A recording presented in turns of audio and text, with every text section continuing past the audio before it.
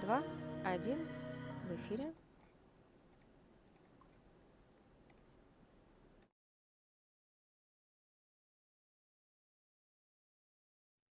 Hello, distinguished colleagues. Good morning, distinguished colleagues. Good morning, good afternoon, good evening. We are now opening our day 1 of the seminar of the 7th International School Seminar, Early Intervention for Children and Their Families from Theory to Practice. And we hope that more colleagues are going to join us. I would like to give the floor to Elena Gorodnikova for an opening address. Hello, Elena. Distinguished colleagues, good morning. I'm very happy to welcome all of you at our annual school seminar. It is our 7th school seminar, and I believe that our agenda is going to be very packed and practical for our socially important activities, and you would be able to gain both new knowledge as well as some new networking capacities. And today we've got even new topics that we have somewhat overlooked before, and we are also happy to see new partners here. I wish all of you a great conference and a lot of success. So let me declare our agenda, our session open, and let's start with implementing our agenda. Thank you, Elena. I also hope that everything is going to run very well. So this is how we proceed usually. 15, 20 minutes is the main presentation, then we have a discussion. So please join into the discussion, join us into the chat, ask questions in the chat. We will do our best to forward your questions promptly and duly from the chat to the speakers and to ensure that the speakers answer these questions. Our first speaker is Victoria Loras. She is the director of the Federal Center of Early Care and Assistance, and her presentation says, or has the title, Draft Standard for Early Intervention Services for Children and Their Families in the Russian Federation.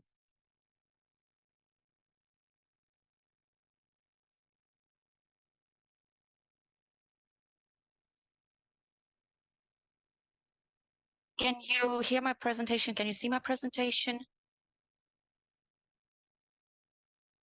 Okay, then we continue.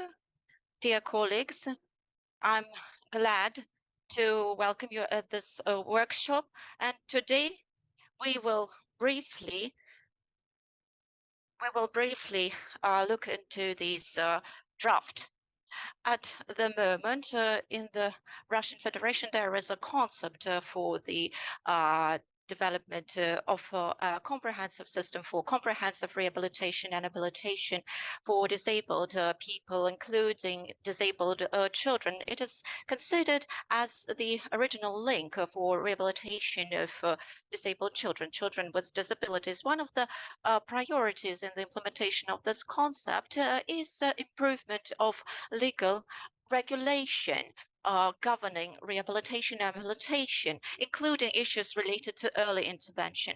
It is of vital importance for the Russian Federation because legislative framework now includes the concept of early intervention to children, for children and their families.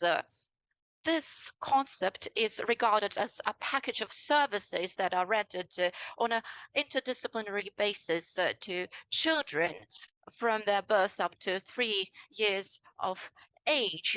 This package of activities is targeted towards improving its physical and mental development, the physical and mental development of such children, and getting them more involved in natural life situations and getting them more involved in peers environment. This package of services is also focused on next of kin and on family, meaning in particular improving their competences.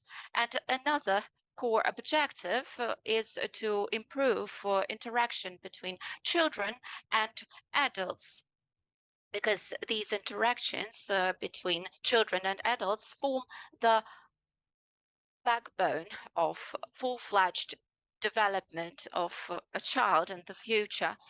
These objectives are actually interlinked, and therefore they determine the specifics of early intervention and other types of interventions. This concept has been brought into the legal framework. Moreover, as part of this draft law, we will see bylaws, in particular standards for providing early intervention, the list of services, and the procedure according to which the services will be rendered. These procedures will be determined by the Federal Executive Authority. It has to be noted that at the moment, the draft law has already been worked out, and we are presenting it for discussion. We will be glad if there are any questions that you might have, and that will help us further elaborate this draft. It is of importance that this draft determines the main requirements to the scope and content of early intervention services and the quality of the services. It also has to be noted that while drafting this this future law, what was taken into consideration were the specifics of children and the needs of children who have a specific needs and specific qualities.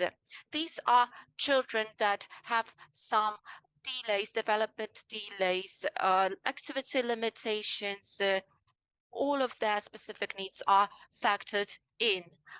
While drafting the law, the needs of such children's families were also taken into account. And in the slide, you can see the target group of children that is covered by early intervention and which is targeted by this draft law.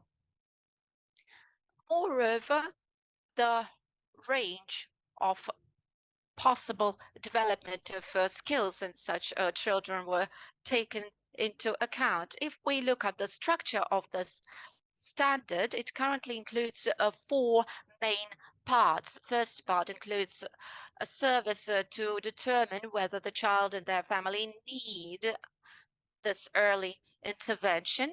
This is the first stage in which we see whether the family and the child needs this early intervention. The second part includes services to develop and assess the implementation of a specialized, personalized program for early intervention.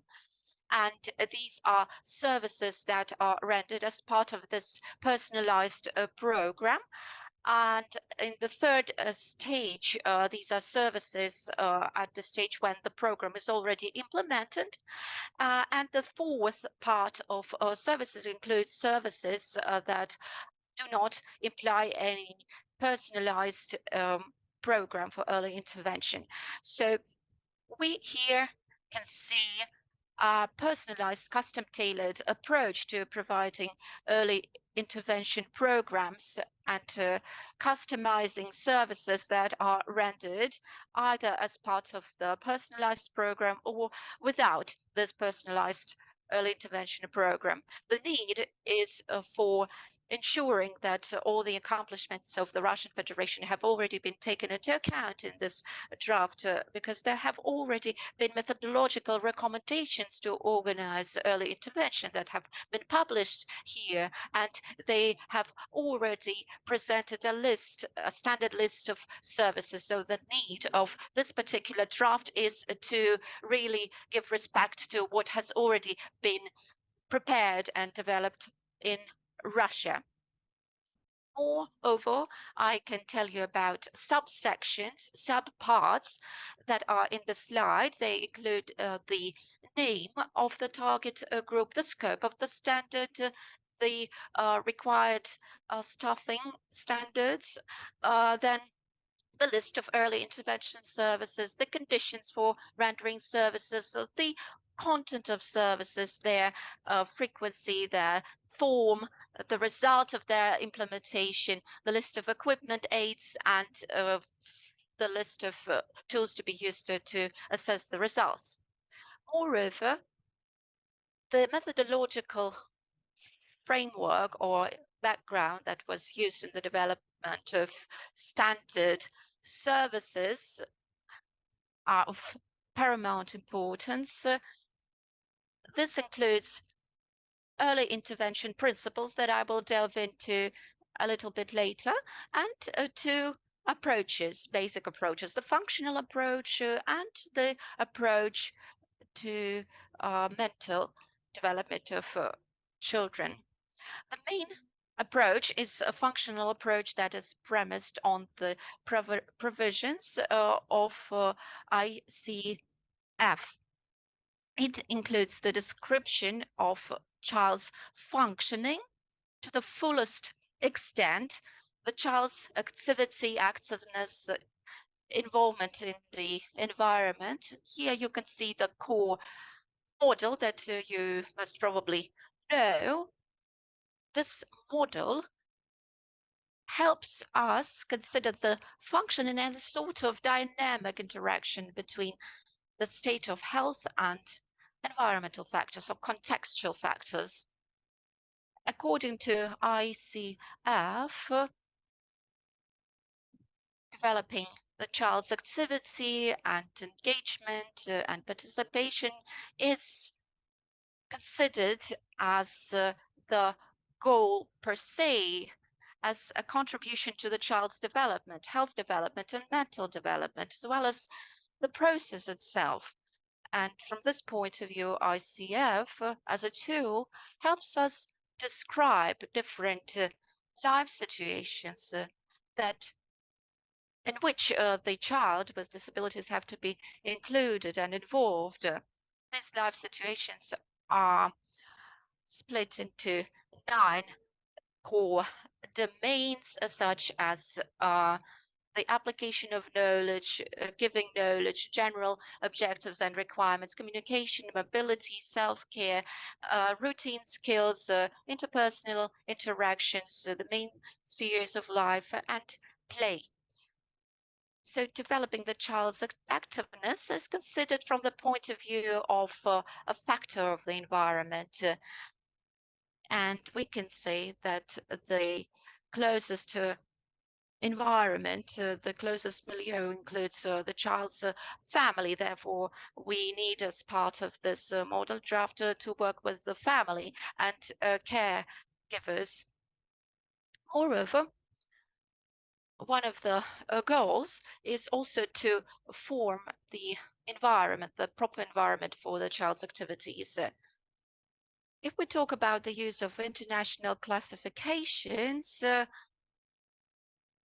in terms of rehabilitation, habilitation, that early intervention, we can see that ICF is used for describing the functioning of the child from the point of view of the influence of environmental factors, and this has to be linked with goal setting as part of this draft. From the point of view of which interventions, which activities have to be implemented to reach these objectives. So we use the second international classification, which is called ICHI, or International Classification of Health Interventions. This classification is applied for planning various interventions and for describing the services to be rendered. These two fundamental classifications have formed the backbone of this draft, or the draft standard. Each of the more global goals of early interventions can be further made more specific. For example, we can say that the goal is to aid the child in their physical and mental development and involvement in natural situations. So this goal can be further specified from the point of view of ICHI perspective. and ICF perspective. So we take a look at ICHI and we choose those interventions that are most applicable to children and their families and most relevant in this particular case. For example, in this case, it will be interviews, conversations, observations, assessment, and so on and so forth. In this slide, I would like to show you cases, specific examples concerning the standard. We used two classifications, as I've already said. As for ICF, here as a goal, we choose mobility. As for ICHI, here we chose consultancy as an intervention. And then when we developed the standard, we used this goal and this action from the two classification, and we formulated the name of the service itself. For example, in this case, it will be consulting family on the issues of the child's mobility development. What was important was to describe the service so that it would be clear what professionals have to do when they render these services, and therefore the standard includes the description of the service, as you can see in the slide. The example is consultancy of parents or caregivers and family members in terms of the development and formation of physical and social emotional environment, and so on and so forth. So the most important specifics of this draft standard from our point of view is the particular description of services to be rendered. Here we see an example of the list of services that are rooted in the two classifications that I've mentioned. The time for providing the services is also specified, and there are details about health professionals that can render these services given they have basic education. We have also see a list of technologies and aids that can be used. In this slide, you can just see a fragment, an abstract from this standard. We've talked about the goals of early intervention, and one of them is to form positive relationships between children and their parents or caregivers.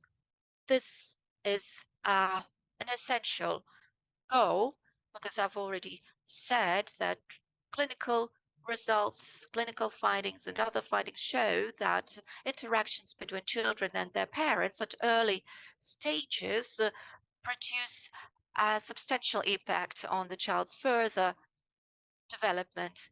Therefore, when this standard was drafted, we used the concept of a mentally healthy child and adult. Here we see definitions of mental health. Mental health is a state when a child develops a capacity to form close and safe relationships, feel and express and regulate emotions, and explore the world around them and study. These capacities can be developed only given good relationship between a child and a close adult.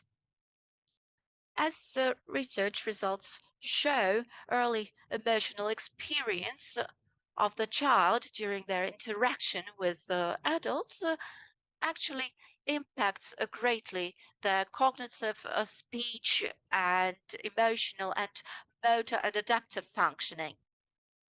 That is why it is very important to include different approaches to maintaining relationships between children and adults when we develop personalized early intervention programs. We can say that the standard includes descriptions of services. This is an example in the slide. For example, we have an example of a service that includes practical support of families in terms of their development of interpersonal relationships and interactions. And this is very important for child's mental development and for infants' mental development.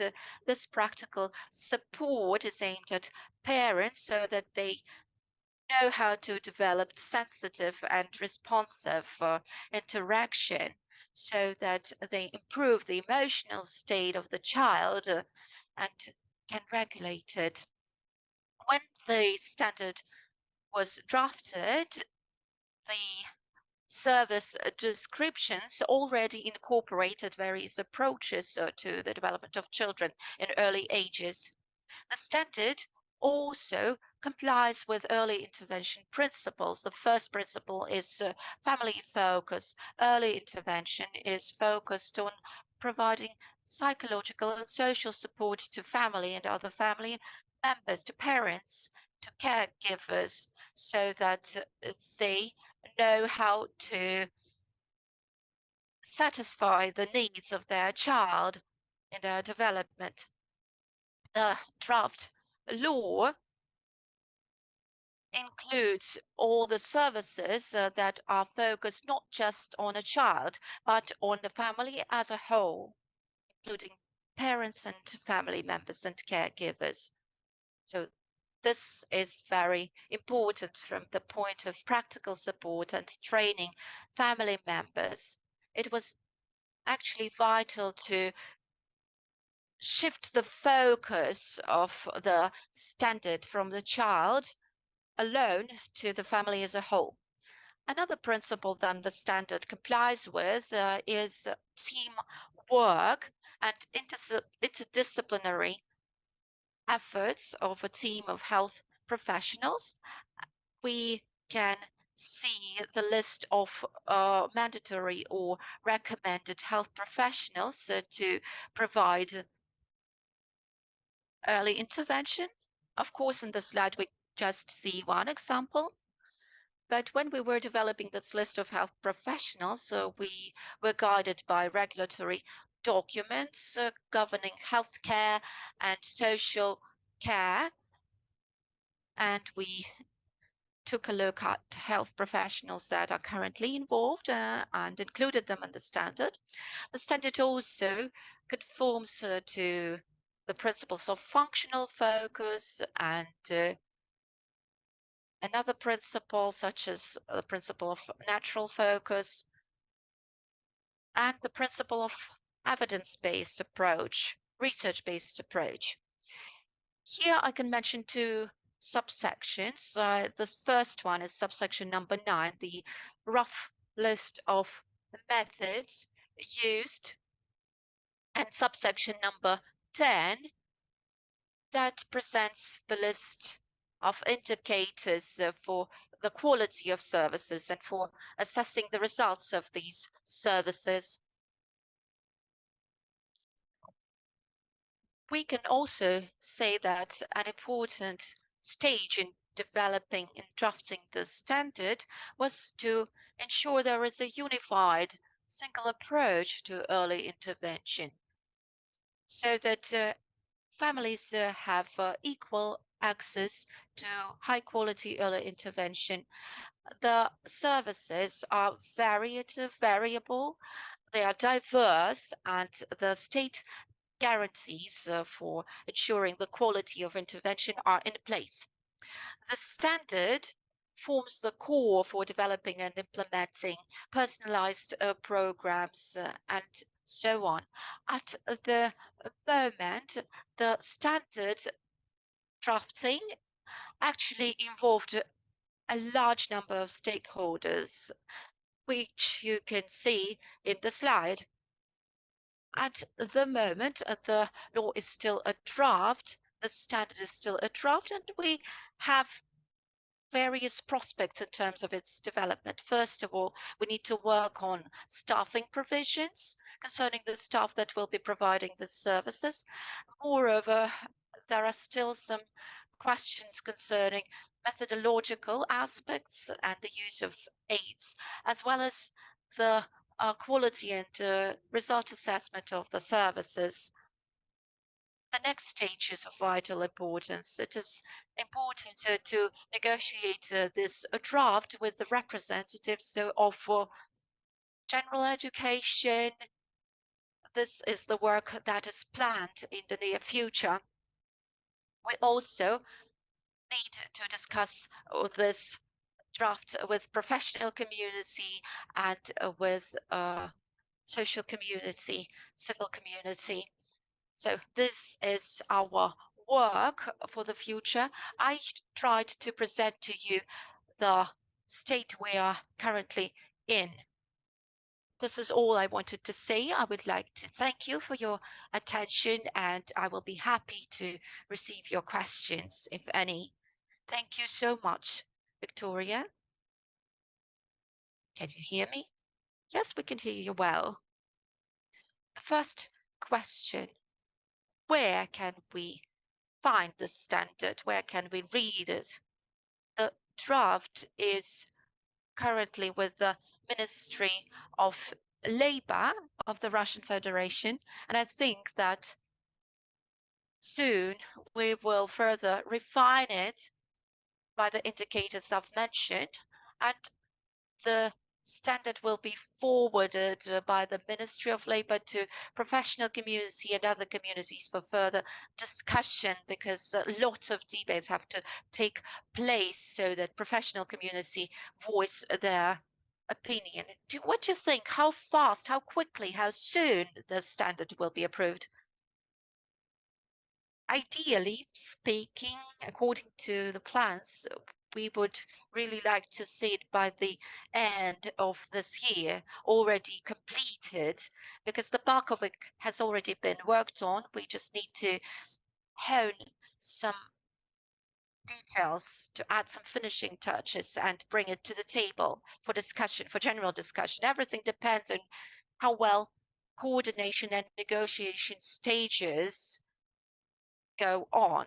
So the plans are for the end of this year. I think it will be completed, brought to a close in a more or less final form.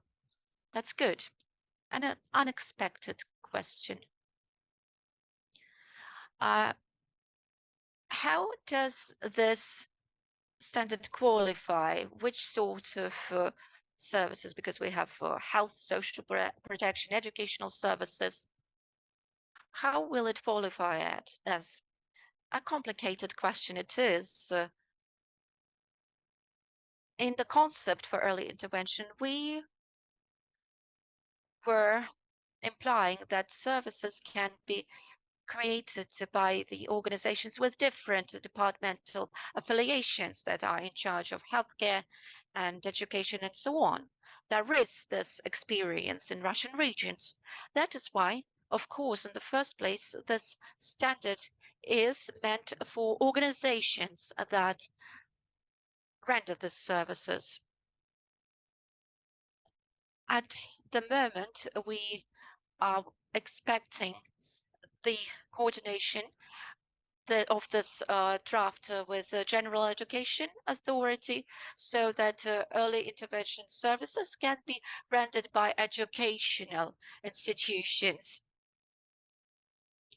And there is also work undertaken that brings this draft for negotiation with healthcare institutions, rather healthcare authorities, because organizations that render these early intervention services can be medical, and it is important that health professionals, doctors, are included in an interdisciplinary team that will render early intervention services. Thank you very much for your answers. And a technical question, where can listeners see your presentation? Can it be posted on the website where we traditionally post all the presentations? I think yes, we will post it on the website of the school and on the website of the Methodological Center. That is why you will be able to see this preliminary presentation about the standard. And another question, if possible, what are the plans for parents and children to getting involved in this system? Where will it start? Where will be the entry point? Where will they decide whether the child needs intervention or not? This is also something we are actively working on at the moment. The question is about how to identify and further forward such children and families and including them in the early intervention system. Here, the key role is played by the healthcare organizations, by healthcare institutions that decide whether children and their families are in the target group or not. At the moment, we are working on how awareness will be raised among children and their families. So there are two ways. The first way is actually when the starting point is in the maternity ward, maternity clinic, when the child is observed there, then when they leave this clinic, they further get examined by clinics, children's clinics, where doctors observe children and forward them to early intervention institutions if there are any questions.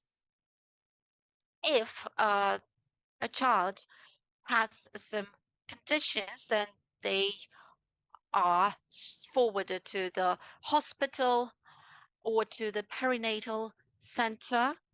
And from there, they can be forwarded to early intervention institutions. We have a line between two. The target group, or the children who potentially need early intervention, that can be detected and further forwarded to early intervention services. And then there in this early intervention services, they further identify whether the child needs the scope of these services for real or not. And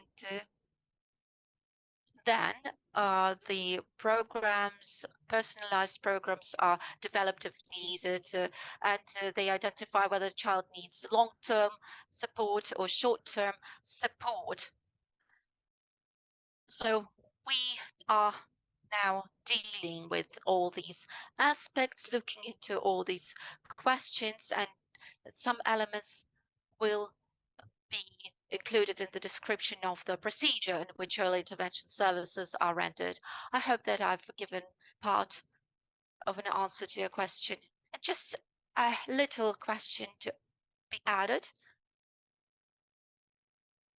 Is there sort of responsibility that is loaded on parents if they, for example, do not follow the recommendations? Do they have to be somehow responsible for that? Of course, I'm not talking about any criminal liabilities. Of course, that's not the case. But are they somehow responsible, made responsible for violating the recommendations, for violating this pathway, deviating from it? A very interesting question indeed, because it has been actually raised by many regions, because some of the regions have already elaborated a mechanism for early intervention and for forwarding children, and they have already faced some parents that, for example, didn't come to the services when they were required. There was a real problem with that, and I think we're going to bring this question forward again. Parents are one of the core elements of the system. This concerns both the stages when we inform and raise awareness among parents. We're also working in this direction it is important to know how to inform parents, how to raise their awareness, how to get them interested so that they come to early intervention professionals. So this includes measures to inform parents so that they fully understand which services the institution can render them. As for responsibility, this of course is a very important question, but we should remember that family work when we raise awareness, a raising awareness campaign is also one of the core elements of early intervention system. Thank you very much and good luck to you. Thank you. Thank you very much, Victoria. We will not torture you with questions because there are many and we can't cover them all. And we move forward. The next speaker is with us. Is everything all right? Are you with us? The next speech is about which health professionals render such services, which competences they are supposed to have, and how can you become a great professional. Larisa Samarin is given the floor.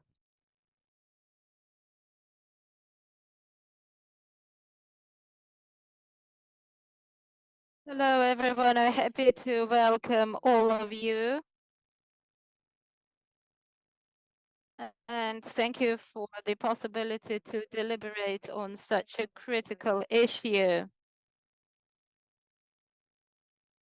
Just a second, I'm going to turn my slides myself. And, well, why is it so that today, me as a speech therapist and psychologist, do I have to still go on with lifelong learning?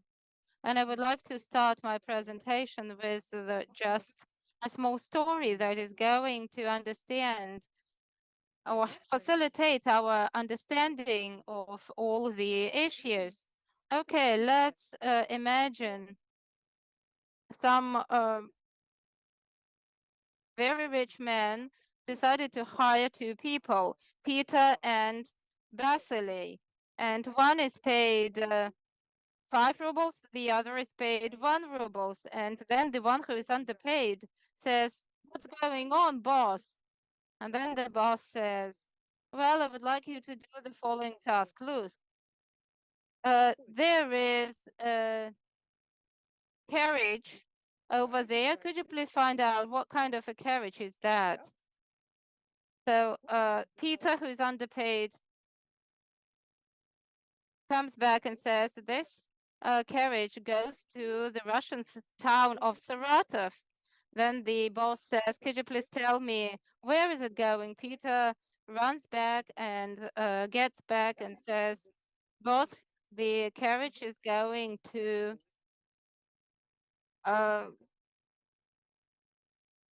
another city."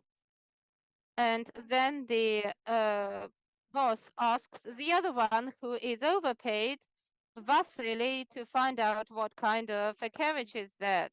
And Vasily comes back and says, "Well, you know, this is the carriage that goes from Samara to Pskov, and it carries this and that goods, and the price of the goods is this and that, and I actually decided to make some trade-off and to bargain, and we can buy goods from them at a cheaper price.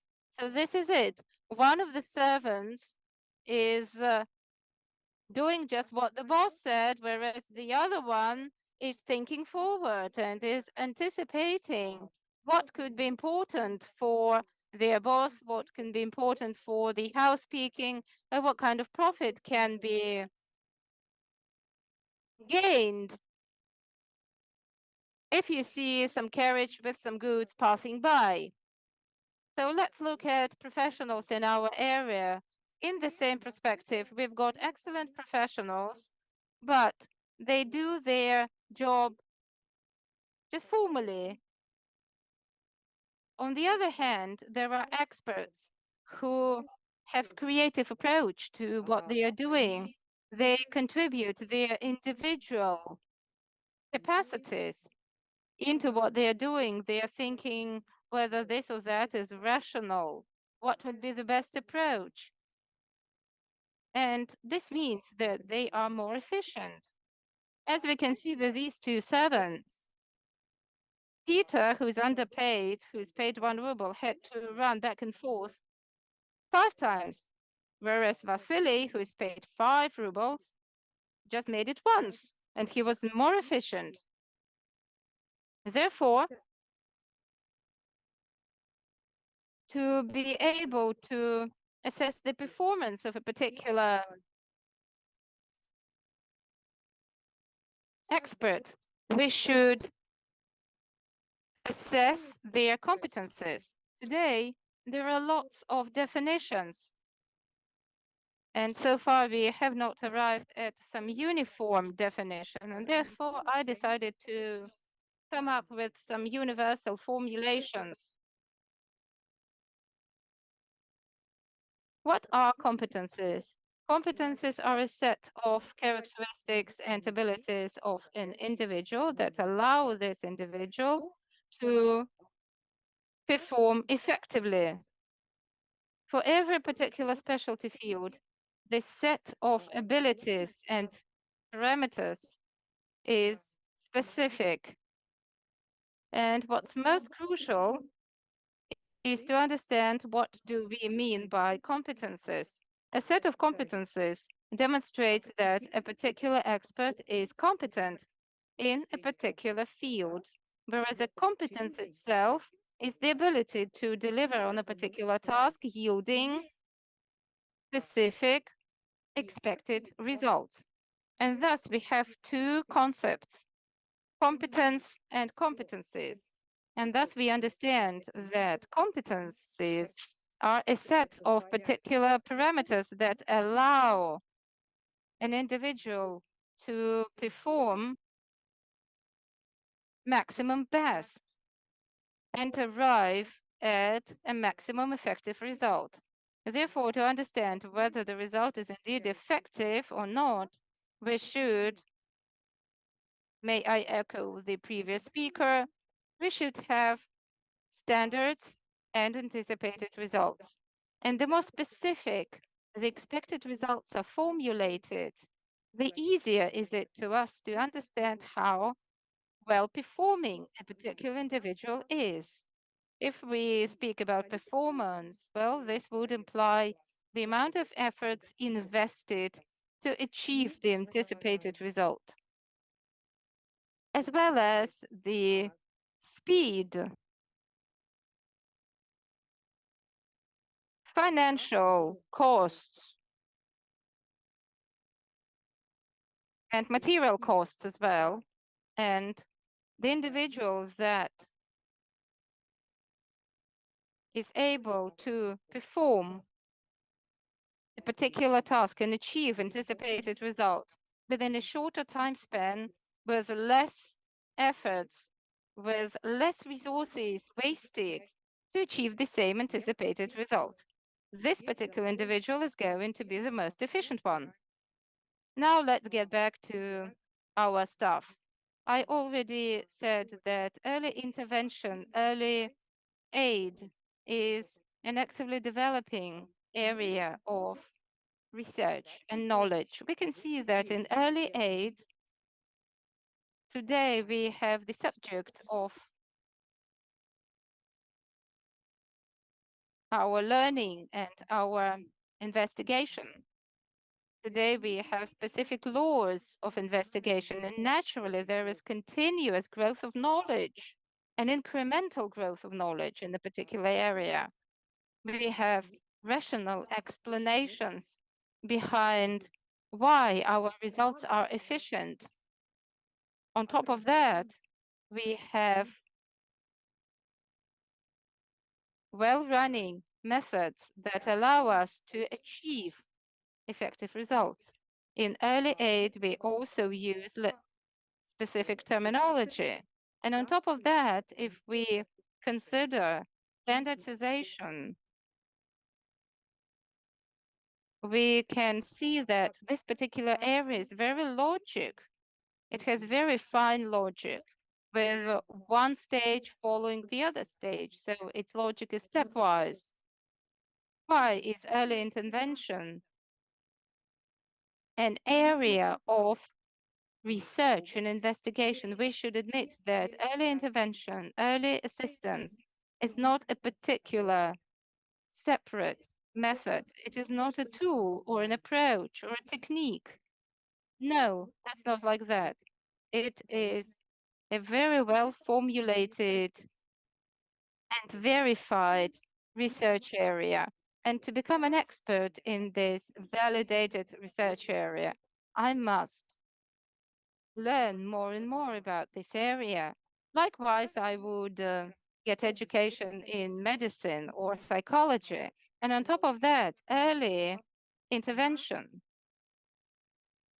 both belongs to scientific knowledge as well as translates research findings into knowledge, practical knowledge that can be applied. We have the target group, we have the specific wording or formulation of the amount of knowledge. And then we should also identify why does this target group would need these particular assistance efforts. Therefore, we have developed specific approaches for experts. And these guidelines include techniques, approaches, methods, programs. And on top of that, the world has also international requirements to experts. And these requirements are being now adopted in Russia so as to become a professional standard for early assistance experts. Therefore, to be a professional, you should recognize that early assistance is a new type of practice. It's not the same as teaching. Early help is different from social services or social aid. Early aid is not sport, it's not leisure or culture. Early aid is today enjoying the same importance as other applicable areas that provide support to parents and their children. Once we recognize that this is a research area, that there is an area of application, there is practical area that also uses scientific terminology. Thereby understand that to be able to get engaged into early assistance, what I need is education. Thus, I'm not going to share the entire list, but I would like to pay attention to a few cases, considering that you communicate with children of early age. You should know a lot about child development. You should know the ontogenesis of particular skills. You should be aware of harmonious development factors in kids. And on top of that, it is also crucial to rely on the international functioning classification that is based on biopsycho social model, which is very well fine-tuned. An expert should understand what developmental disorders could be and in what are developmental disorders limited from limited or constrained quality of life. It is also crucial to understand, and there was a question about parents and their responsibilities. Another issue is how to train parents to be supportive in dealing with their children and themselves. Today, it is back into the past when an expert, a professional, is working with the child only.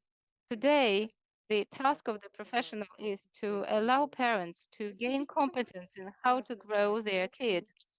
Psychological well-being is also important. It's a new area for Russia. Naturally, when we know everything about the disorders, we can evaluate these disorders appropriately. We also need to know a lot about early aid approaches.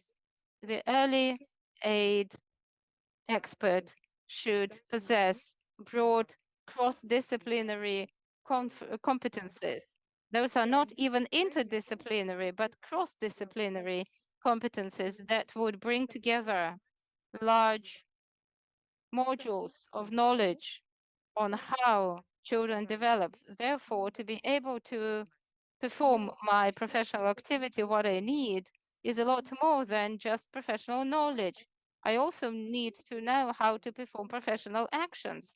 For example, how to organize professional aid according to technologies, how to evaluate the assessment of children across various areas, how to develop programs of early aid, and these programs should not follow the usual format that we all as teachers are used to.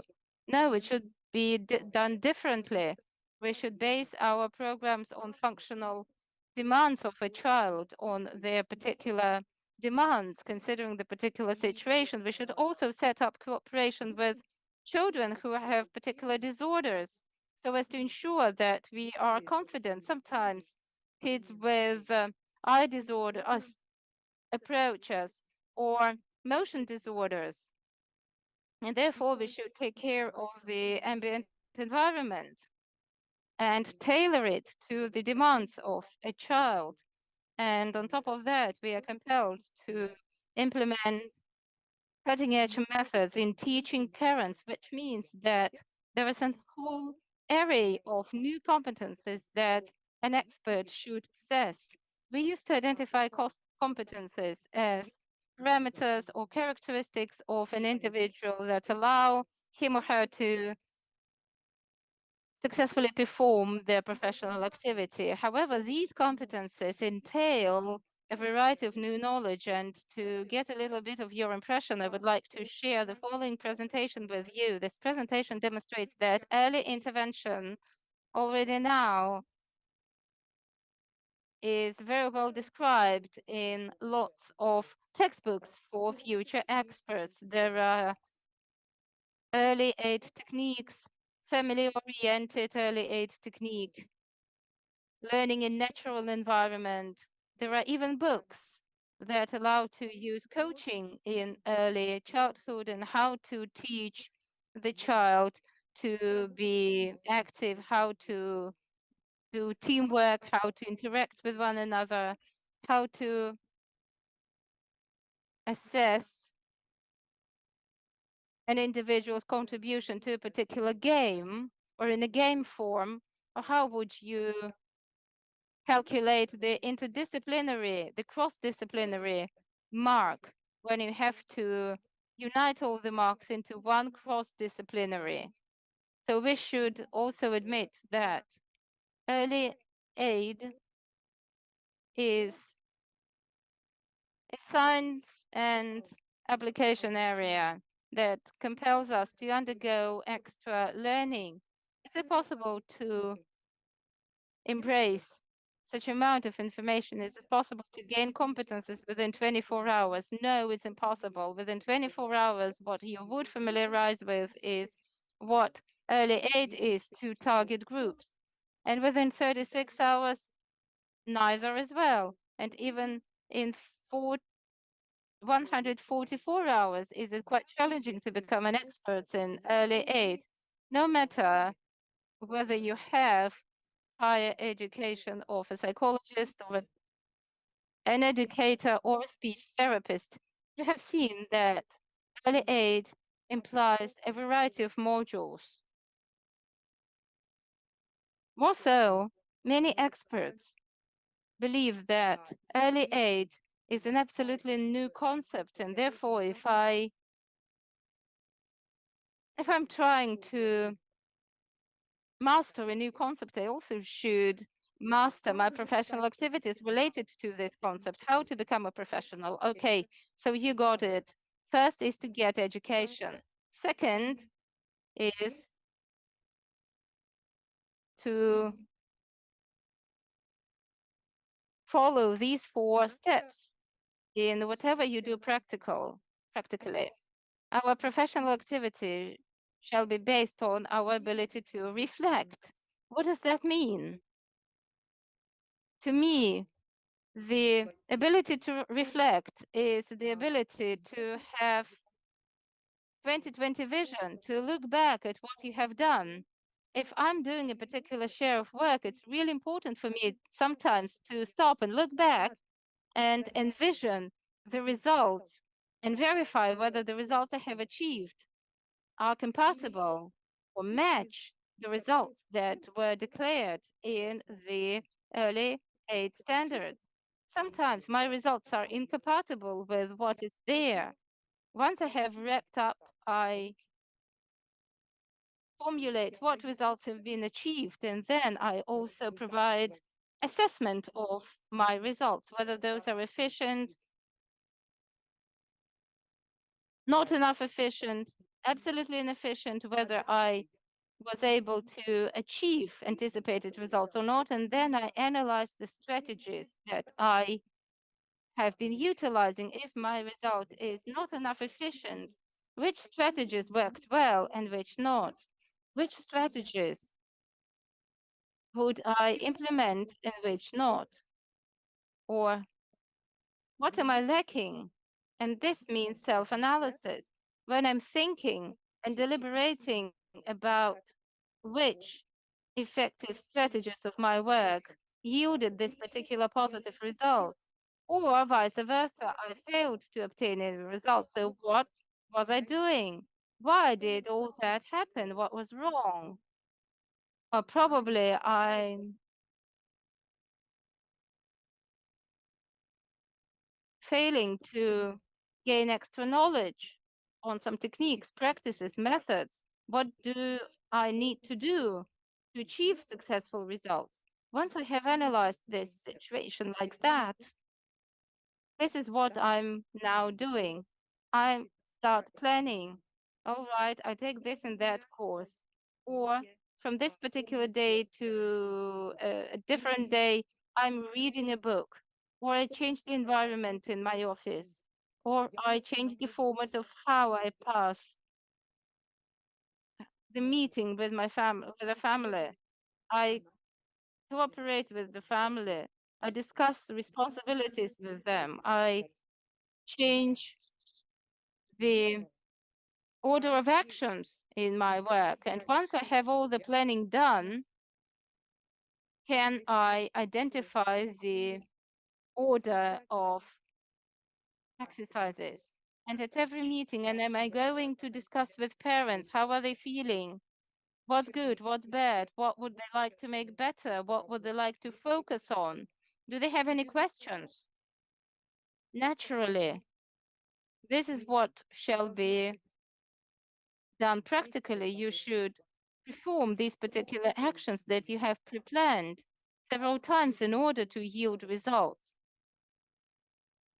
And then get back to the same cycle where we were when I assess my results, analyze my results, do self-analysis, plan and implement.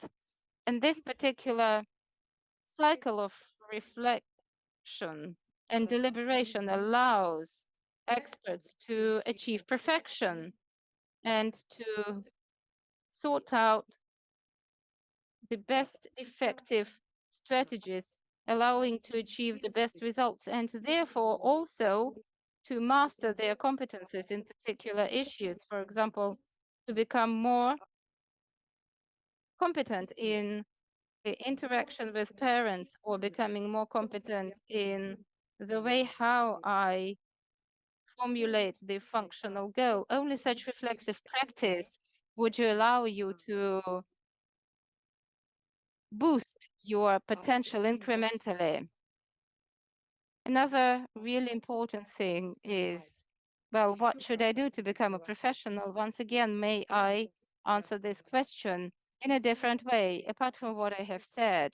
Naturally, this is to be able to study among an interdisciplinary team of experts. If in my area, me as a speech therapist interact with psychologists only, speech therapists only, in that case, my competences are not going to expand. And we can see that experts engaged in early aid are presented with different children with different pathologies and disorders. And therefore, to deliver on that task, is it important to expand your areas of knowledge? When I'm studying jointly with the professionals from other fields, we enrich mutually, and I, as a speech therapist, can master physical therapy and position the child correctly so as to ensure that the child has no tension in the mouth, in articulatory organs, and the cervix. It is on top of that critical to get engaged into active practical activities. And what you have learned and masters, shall you implement and practice right away? And therefore, my question is, what is the quality of the courses that are offered to our professionals?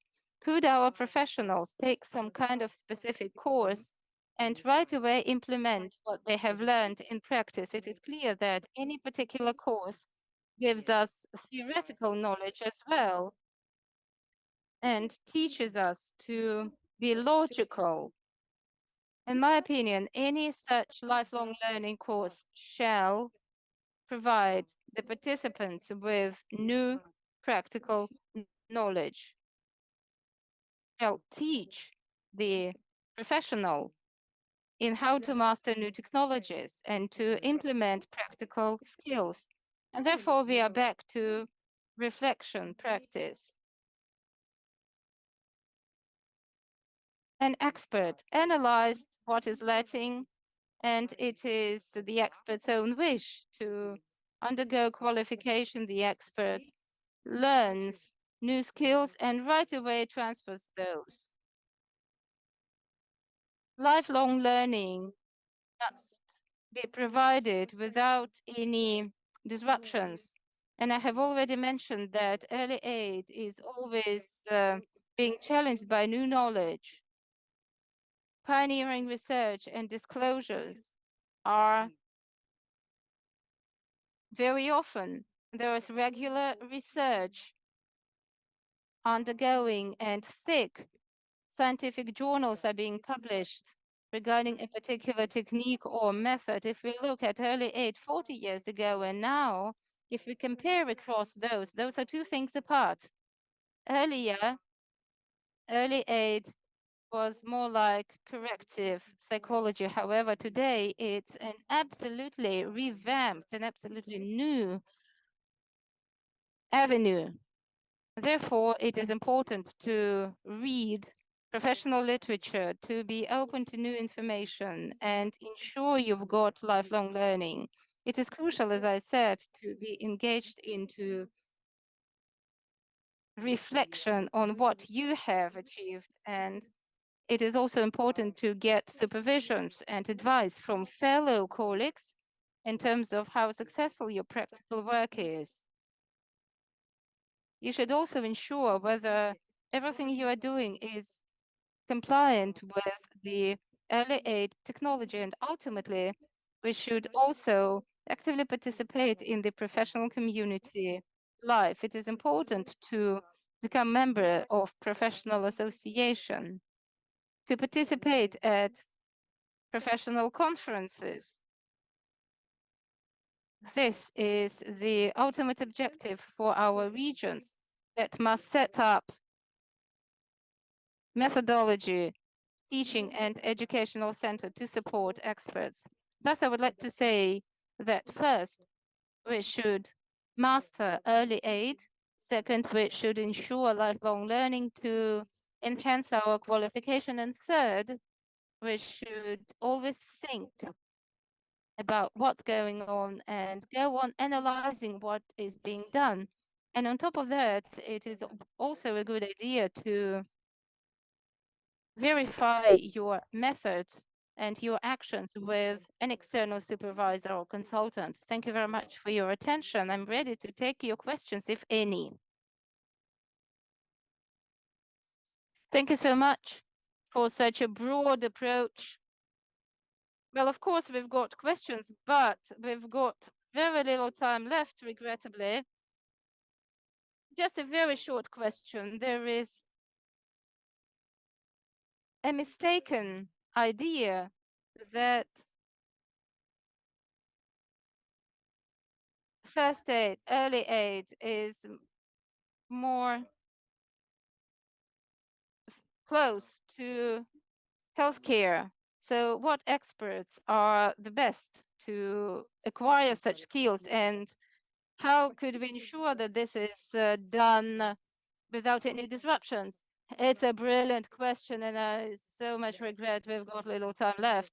Well, considering that early aid is provided to enhance the functioning of a child in some life routine situations. Therefore, I believe that this particular activity is more familiar with overall pedagogical activities. However, we can't do away with healthcare workers because medicine is a science that heals, right? However, we have such specialty fields as physical therapy, and it is doctors, professional healthcare workers who are engaged in that area. And therefore, doctors without educators and pedagogists would be ineffective, and vice versa as well. Therefore, I believe that we need pedagogical workers because, after all, we teach the child, but without medical support, we can't do away with. So it is, I think it would be difficult for a doctor to become a psychologist, to teach the child how to eat using a spoon. But doctors can provide consultations on nutrition. So it's a joint work, it's multidisciplinary activity, right? Okay, multidisciplinary is our most favorite concept. Okay, and please, a very short answer on as follows question. Well, regions and constituents of a Russian Federation where we still do not have any early aid, where can we start with and how can it be done fastly and effectively? Well, this question is not about my presentation, I should justly say. It's best to start educating experts from getting teams. You can set up early aid services and start learning the entire group of the region to set up early aid that would include the philosophy, technologies, as well as practical skills. This is the minimum. And this is just at least a year of regular seminars. Thank you very much. Well, as for the rest of questions, you are welcome to ask those in writing. And now I would like to move over to the next speaker assessment of the intervention effectiveness using Canadian occupational performance measure. Anna Luchnikova, please.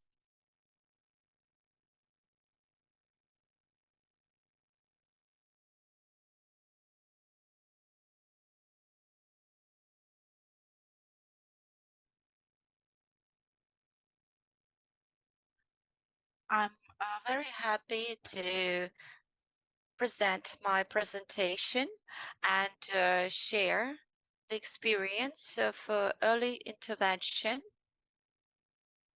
and how we use COPM, or Canadian Occupational Performance Measure. I would like to speak about how this program is performed as part of our program. I'm the clinical director for it. It has been in Moscow since 2017 and has been funded by the Foundation for Support of Humanitarian and Social Programs of Kept Company. And several non-for-profit organizations are also involved to implement it. 90 families are taking part, 30 in each NPO. Each of NPOs provide these services. They have respective subdivisions that have a supervisor and healthcare early intervention specialists who are experts in different fields. They are transdisciplinary specialists. Each of them moderates six families, and they go to their homes for a visit. In the beginning, there was a decision that one of the tools to evaluate the efficiency of this method would be COPM or COPM, and the families involved include children aged from 0 to 30 months, and they permanently live in Moscow within the Moscow Ring Highway area. It was important that they permanently live in Moscow, and this is their permanent environment, although they do not have to be officially registered with Moscow as a registered domicile. However, we had an experience during the pandemic of giving online consultations for other regions. Mostly we include children with motor disorders, with hearing, vision disorders, and cognitive disorders. As for COPM, the basic factors about it are it was developed by Canadian experts, published for the first time in 1991, in use in over 40 countries of the world and translated into 35 languages, and it has been checked for validity, reliability, sensibility, and clinical use.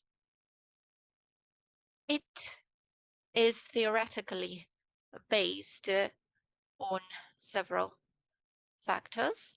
Uh, this is Canadian model of occupational performance and engagement, and it is in line with the current philosophy of this process. The model has a client focus, and it also implies that development and adaptation happen as part of the activity that is performed. And the third factor is that the environment impacts the person's activities and personality. So there are different layers in this model, personal characteristics, activities, and activities are productive in childhood. These include plays. In adults, these are productive activities like professional activities. Activities can be also linked to self-care and leisure. Leisure is also an activity that gives us pleasure. The last layer or the last level that we need to take into account and that affects the way a child or an adult performs an activity are the factors related to environment. This includes social, cultural, institutional, and physical characteristics. All these levels actually impact one another, and a change in one of the components actually leads to a change in the other. Changes in personal characteristics deteriorates the way an activity is performed. In this case, we start working on the environment and how to change it. Unfavorable environment reduces involvement in the activity. Changes in the capacities to perform actually reduces the involvement in the activity. Using this philosophy, occupational therapists in Canada developed the Canadian model of occupational performance and engagement, which, um, in particular, Canadian occupational performance measure, which it underlies, and this is in use in many countries. Why is it a simple tool and an effective one? It is the rating system that is based on semi-structured interview. There are no specific questionnaires or tests, any scales. After you master this tool, you need to know how to perform an interview with parents, for example, if we speak about early intervention, or with the primary caregiver, about how the routine day happens and what complexities a child suffers. And the interview is meant to be carried out on an equality basis. When we do not perform, we do not run tests, we do not see ourselves as experts. And this subjective characteristic in building relations is very important. When you come to a doctor and the doctor starts asking you questions from the questionnaire, it is immediately understandable who is the main person, who is the dominating person. And we try to build a partnership, collaborative relationships with the parents. That is why we use this semi-structured interview. It helps us from the very onset to focus on collaborative relations. We ask them how they spend their day and which difficulties they face, and then we use this information as a reference that is trustworthy. This tool is adapted to any person who goes through therapeutic intervention. We can apply it to adults, to children who start speaking and can form their opinion and can express their opinion. A person without, a child without cognitive disorders can tell us very conscientiously what difficulties they suffer after the age of 7 or 8. And if the person who's in need of therapy cannot answer questions about the daily routine, we can make discussions about that. This is the format that is very convenient for discussing everyday actions that the person wants to do, has to do, and should do. There can be sort of limitations, constraints related to age and environment, but we still understand that if a person needs and has to perform certain type of action, we start asking questions, and we keep in mind that this system of problems has many layers, has many levels. So a team of interdisciplinary professionals is involved. When we structure our interview in this way, we avoid situations when parents do not contribute to therapy, are not very much involved in therapy. I sometimes see cases when professionals complain that parents do not find time to perform the task, home task, or are not very actively involved in the therapy process, or do not support and continue the work that was started during the visits. One of the reasons why this can happen may have to do with the fact that originally the problems can not seem so important and so relevant to people who have some pains, some difficulties with some other issues. When we ask parents what they are suffering, what they mostly spend their resources, and then we will find the real hardships, the real pains of the parents, and from that we will continue to build up our work, given this pain of parents as a reference, in this case, their motivation will grow exponentially and parents will become your partners. They will continue the work that you have initiated. So, how does the procedure happen? Especially, I can give you an example of our program. A health professional gets to know the new family and has an interview of up to 60 minutes. After that, the specialist takes notes during this interview of the problems identified by the client, voiced by the client. When the interview is over, when the specialist sees that all the possible problems have been already discussed, all the routine actions have been discussed, and all the routine aspects have been given respect, then they read out all the notes of the hardships and asks the client to give a rating of these problems by the order of their importance. During the interview, there can be a list of 10 hardships or 15 problems and hardships and difficulties, but of course, we cannot work with all of them straight away because there are too many of them. The point is to focus our attention on maximum 5 hardships. Usually, we go for 3, 2 or 3 when we have a good collaborative alliance with the parents, when parents are good followers of what we're doing, it is in that case that we can go with more hardships. So we identify up to 5 and rate them, ask them rather to rate them all, and we do not give corrections to the parents. For example, the parent can single out 2 problems and give them the same score of importance. We leave all of this and then we discuss what is actually more important or less important, and we end up with a list of these hardships.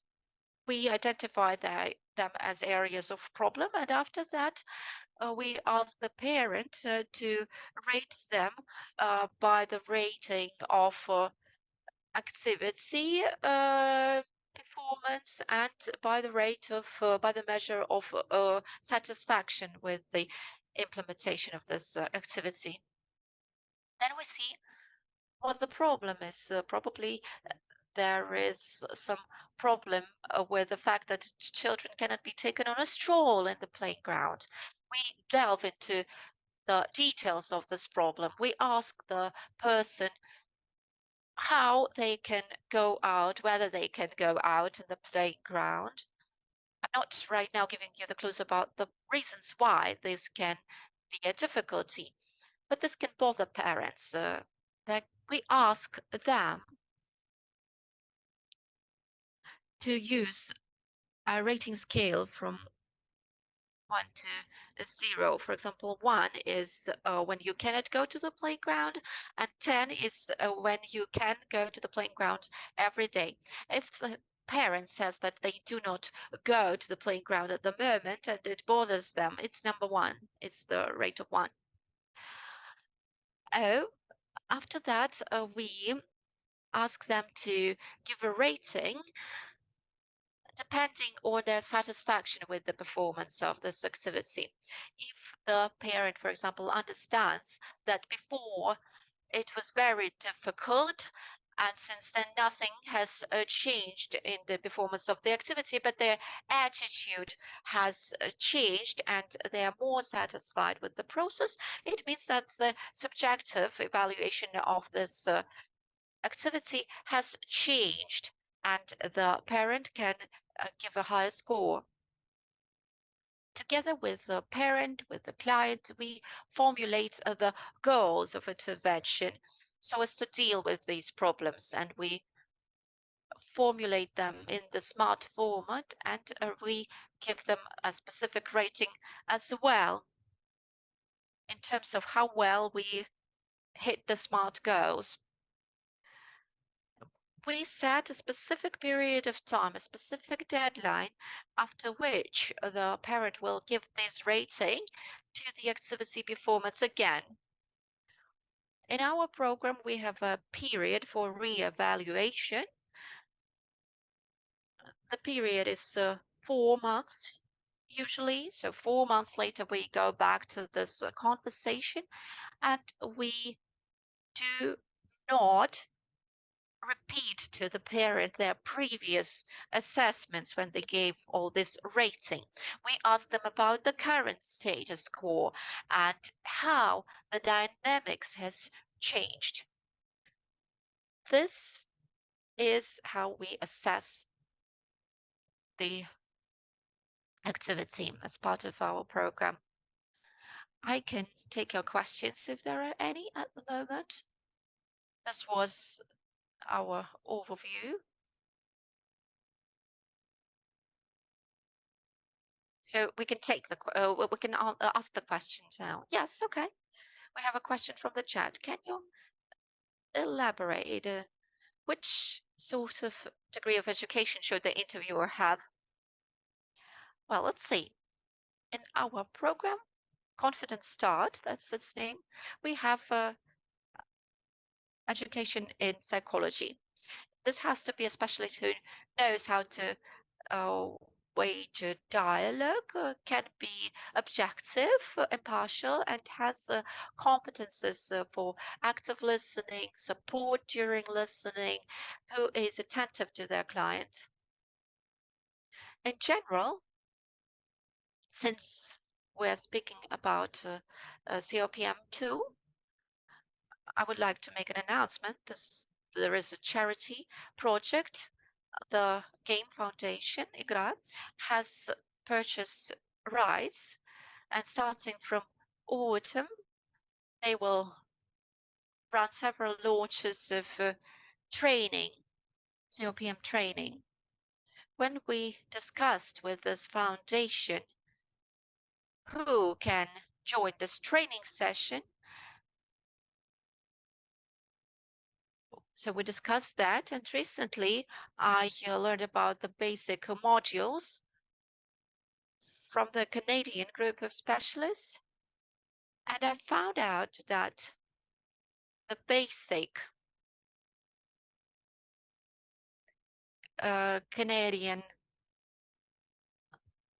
project gives a little attention to the skills required for the interview. I think this has to do with the fact that holding interviews and holding sustaining dialogue with the client is a basic characteristic that occupational therapists, because this is not a psychological tool, this is a ergotherapy therapeutic or occupational therapeutic tool. So the this has to be a core skill of an occupational therapist, and we now give more prominence to training active listening and dialogue supporting skills. I think not too much attention has been paid to that, and that is why I think this can be psychologists, this can be specialists in other areas like speech therapists, physical therapists, but they have to have this active listening and support, dialogue support skills anyway. Thank you very much. There are many questions to you actually in the chat. Another question is how to join your group of families. Uh, we have our website. Confidence started the name of our program.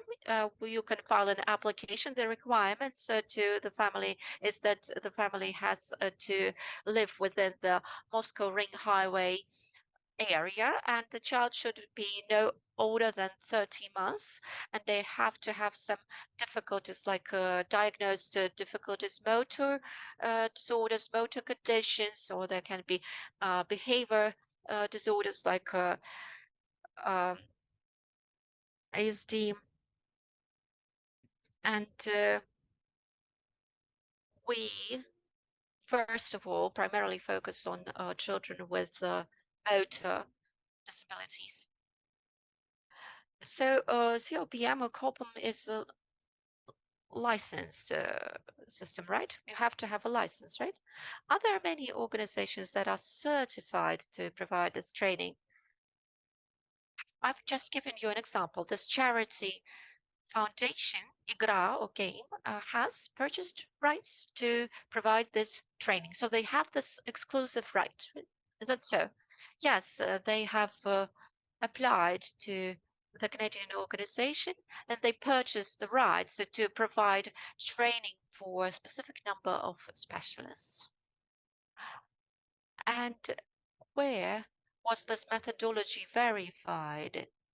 Because, any program, even very established one and authoritative one in one field, can prove inefficient and ineffective in some other. This was verified. You mean how this tool was verified? On the website, COP's website, more than 400 researchers have been published that prove the validity and sensitivity of this tool towards its target subject. Let me clarify. I meant, of course, we do not doubt this tool and that it works well, but any procedure that is taken to another linguistic environment has to be somehow validated so that it is fit for the Russian, for example, in our case, Russian environment. It hasn't been performed here in Russia. Let's do it. We can try to do it. Okay, good. Another question. Do you have any line waiting list for your program? Yes, we do have it, but we try to deal with it quickly. The maximum waiting time for our program is around 4 months for now. And a technological question. How much time does the assessment take? As part of COPM assessment, yes. In our program, a family comes to us with an application through the website. After that, we give it consideration, and if the family meets the formal requirements, we say that to them and we set the time when our specialists will contact them. After that, we meet them. We once again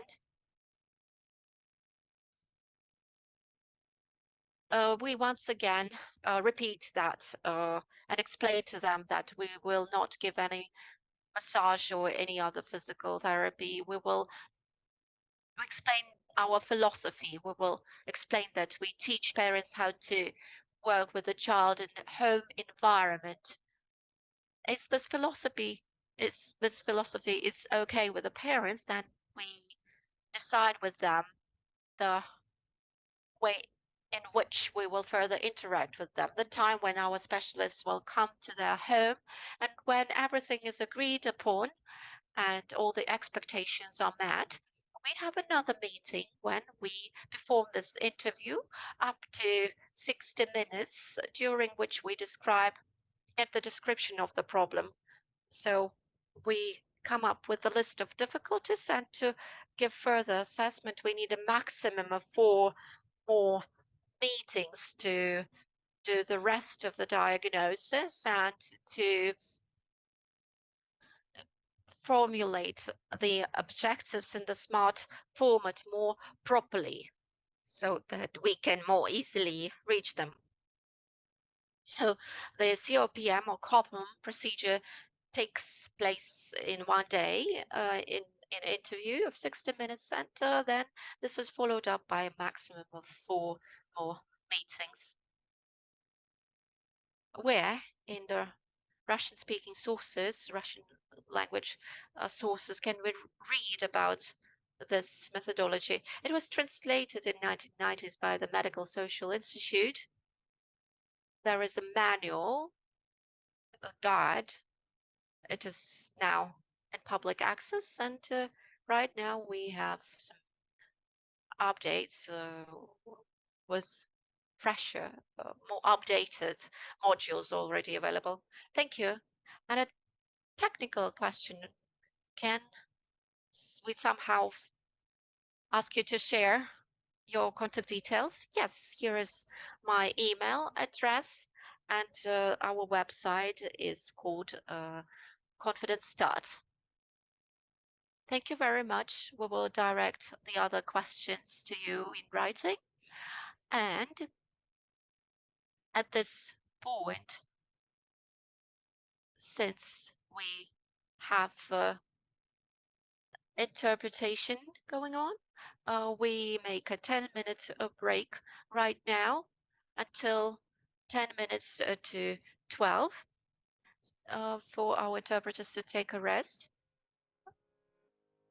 Thank you very much to all, and we will be back here to continue at 10 minutes to noon. Thank you very much.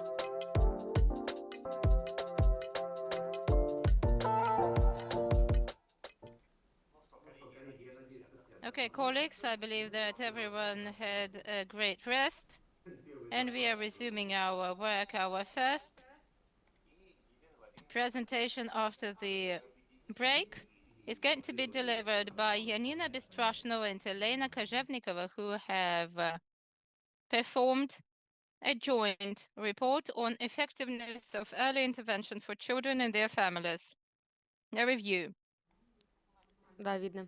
Can you see the presentation? Yes, we can. Good.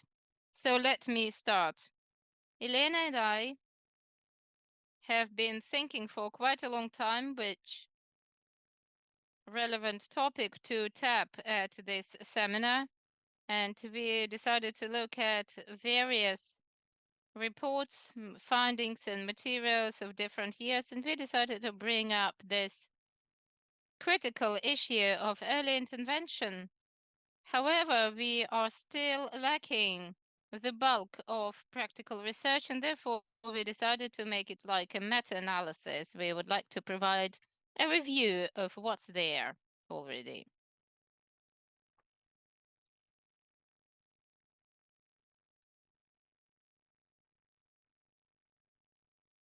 And actually, what gave us an impetus is the following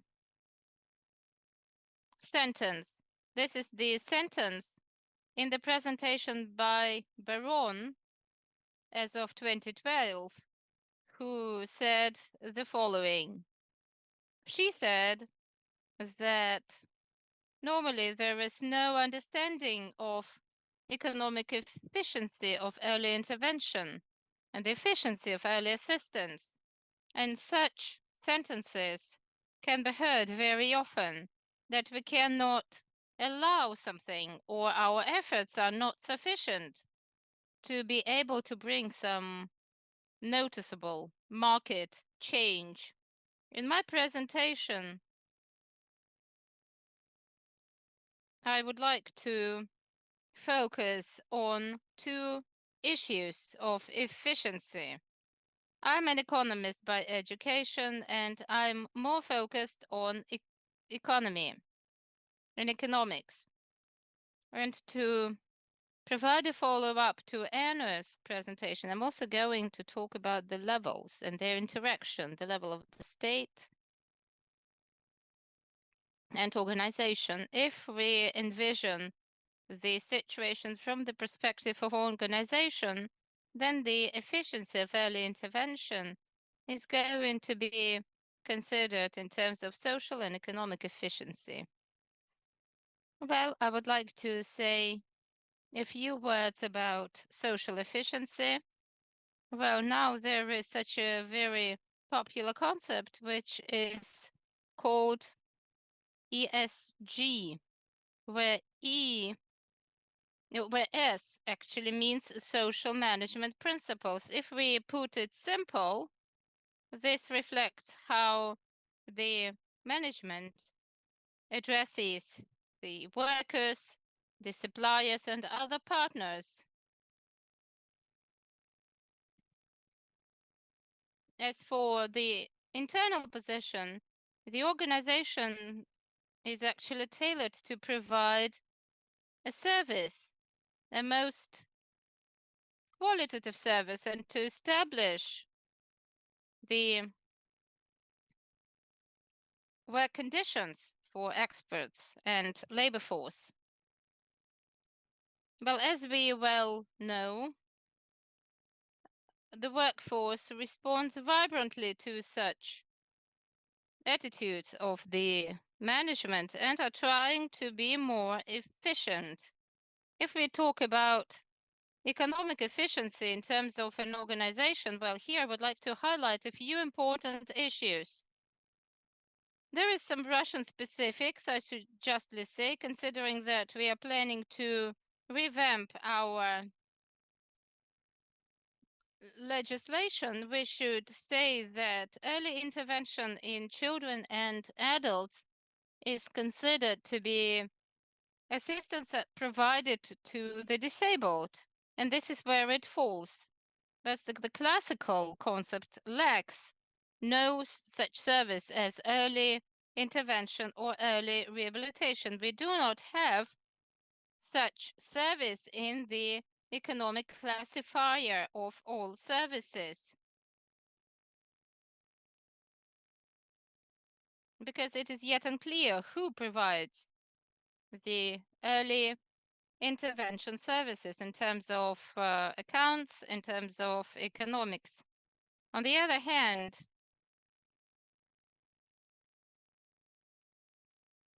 early intervention service, as well as any other service, is identified as profit from its delivery, whereas profit is the ratio between cost and the price of services received by an organization. In terms of the contract, this is a broad area of activity for the government, organization, and its workforce. Losses and costs shall be mitigated. We should ensure that every particular cost is justified and there is some rationale behind each cost. And we should also redistribute the costs in a most efficient way. Those are the tasks for an organization. Therefore, when we distribute the costs across different types of services, this is what we should consider. It's rather difficult to select a particular type of costs for every particular type of losses. In terms of payment, well, it's clear that every organization receives a certain payment for their service. If we speak about social order or public order, this means that anyway an organization cannot impact the earlier stipulated rate. However, if we talk about organizations that are commercial, then the price for a service can be acceptable.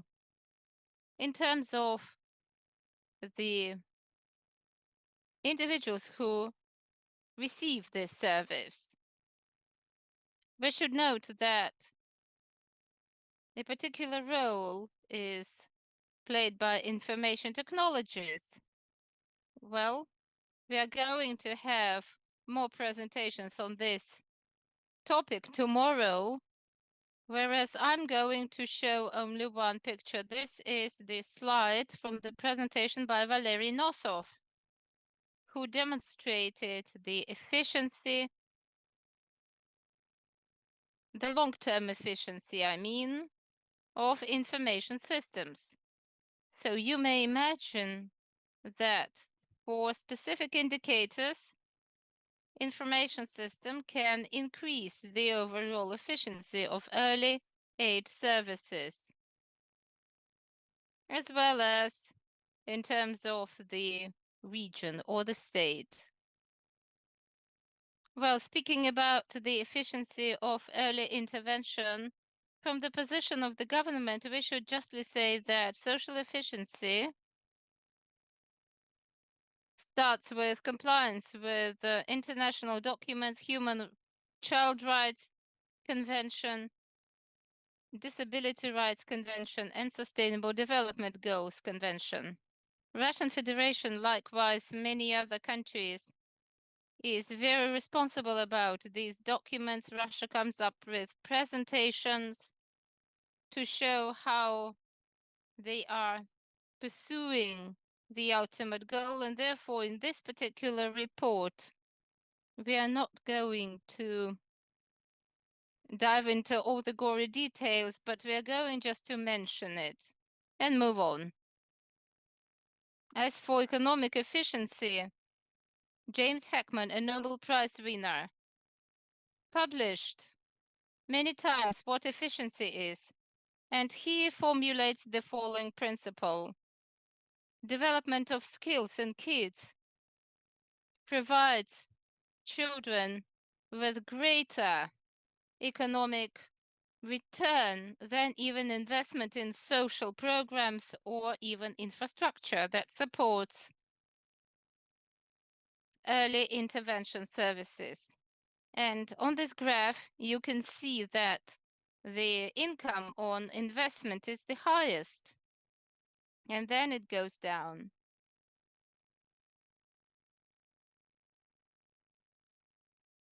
A different source suggests it looks at the economic efficiency of 4 different countries. So far, I'm going to refer to only one quote, namely that early intervention or early assistance promotes effective use of social capital, in which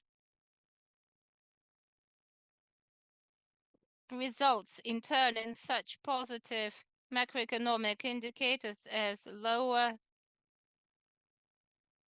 poverty and lower crime levels. I'm not going to focus on these preliminary results because we still do not have the results for other countries, but you can refer to this book. It's available online for free. If we look at early intervention as type of comprehensive rehab for the disabled, then in our center, in the Albrecht Center, our work group has performed research, and we are still going on with the system of developing comprehensive rehab in regions. But in terms of financial support, so far, we see absolutely absurd numbers. For example, you may see that according to the reports provided by constituents of the Russian Federation, overall, different sums of money were allocated for rehabilitation in 2020, and this can't but arise questions. So what do we see? We see that we need very serious, deep methodology here. We must follow it up. How can we collect all the costs at the level of an organization or constituents of Russian Federation? How do we analyze all that? And that's homework that has to be done in the future. If we look at the recommendations of the World Health Organization, then this is what we can say in terms of costs. The WHO noted that economic and social costs for the disabled are indeed great. In terms of economy, those can be split into direct and indirect costs that are generated by those who receive services, as well as the employers. Direct costs include costs for families to sustain a decent life level, public programs. Well, in our case, those are the programs related to early intervention, whereas indirect costs are as follows. If a family gives birth to a child who needs extra care, this naturally impacts the working ability and the performance of the adults who are around this child, and therefore the government receives not enough efficiency of labor, right? And it's an economic impairment to the government. Okay, let's drive out some preliminary conclusions. The economic rationale of anything is identified by the ratio between the self-cost and the price paid by the client. We should stay focused on cooperation. In terms of methods and techniques, naturally, we need to calculate specific standards to finance services. Well, in our case, those are the services for early intervention, and we are anticipating this legislation and ultimately law in the Russian Federation, and we hope that once enforced, it would be implemented in practice. And lastly, once we're talking about the level of the government, we should get engaged into more research to ensure economic efficiency. It is hardly believable that this would work as it does in the US with James Headman, because it's clearly very challenging to collect all the data. But for a short-term period, this could work off well. Thank you very much for your attention, and I'm ready to take your questions. Thank you, Yanina. Well, my question is as follows. I think it's going to be an unexpected questions. How do we ensure transformation from efficiency on an individual level to performance? The individual level and the level of setup of a government are two things apart. On an individual level, the family invests in the development of their future child. All the resources that a mother can spend would help to facilitate the life of the mother and her relatives.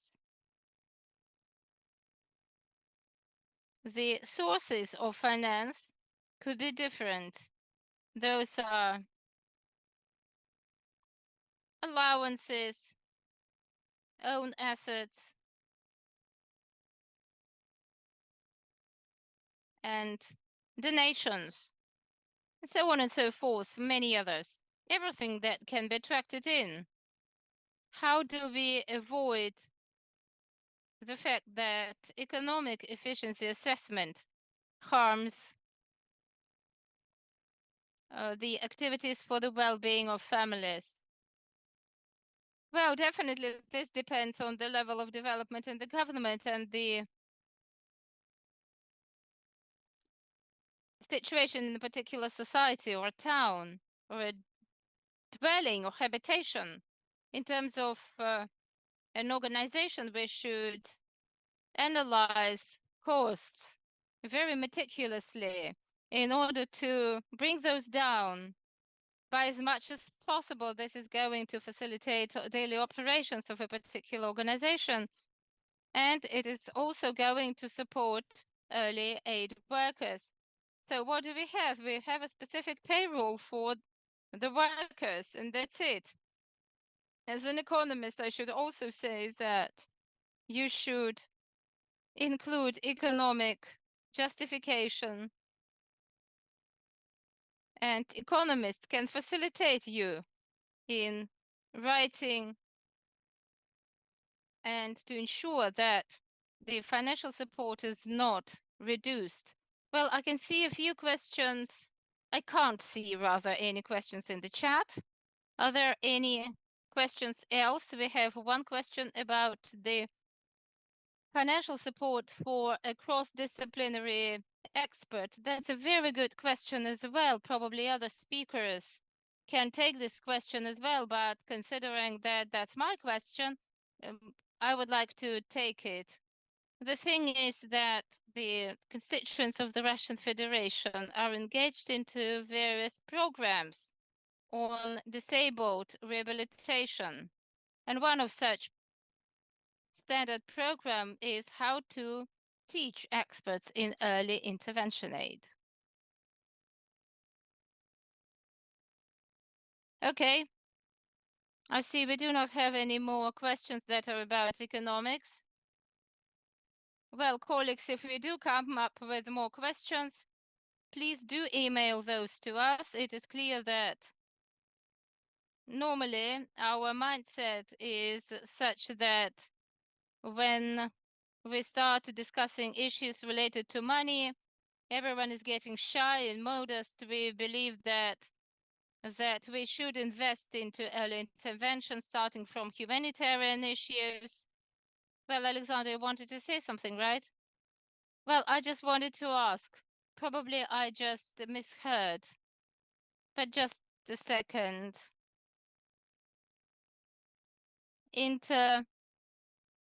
Institutional financial issues. What's the possible solution for them? Is it possible to resolve them with the same request across different institutions in terms of medicine and social aid? Well, I would give the following answer.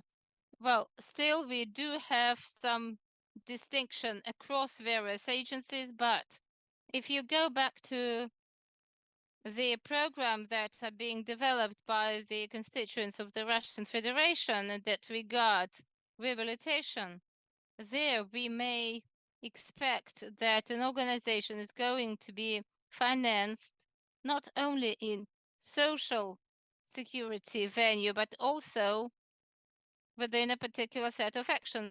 But you indicate that not when you are writing a program, but when you are allocating financial support with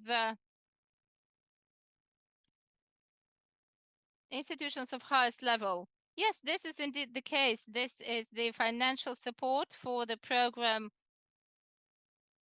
accessible environment, and it is not tailored to a particular institution, although the Ministry of Labor and Social Security in Germany are most crucial. You see that this authority is trying to turn it into a zero-sum game. There are less and less children coming to them, and there are extra capacities in the Ministry of Education, and they are trying to demonstrate that they are more effective, they're more efficient in dealing with children, and they are over-focused on early intervention. But that's nothing. The same was done by a different participant who claimed that, yes, we do have all the necessary capacities to provide early aid, early intervention to the child. However, we quite often forget what early aid is, early intervention is.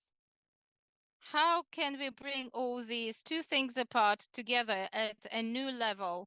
That's a very complicated issue. Either we follow the traditional pathway and kind of expand our network and establish more authorities and institutions that would be responsible for integration. But this makes the entire network very complicated. Yes, we need to master intergovernmental, interinstitutional networking and ensure correct distribution of responsibilities. It would be also seamless for the family and the child. If there are several financial aid resources. There's nothing bad about that. I've got a colleague who provide rehab services, and for one particular case had 15 sources of financial support. Those are the budgets of constituents, the federal budget. I believe that we are going to do well in this respect with our 3 authorities. Well, let's hope for that. Thank you.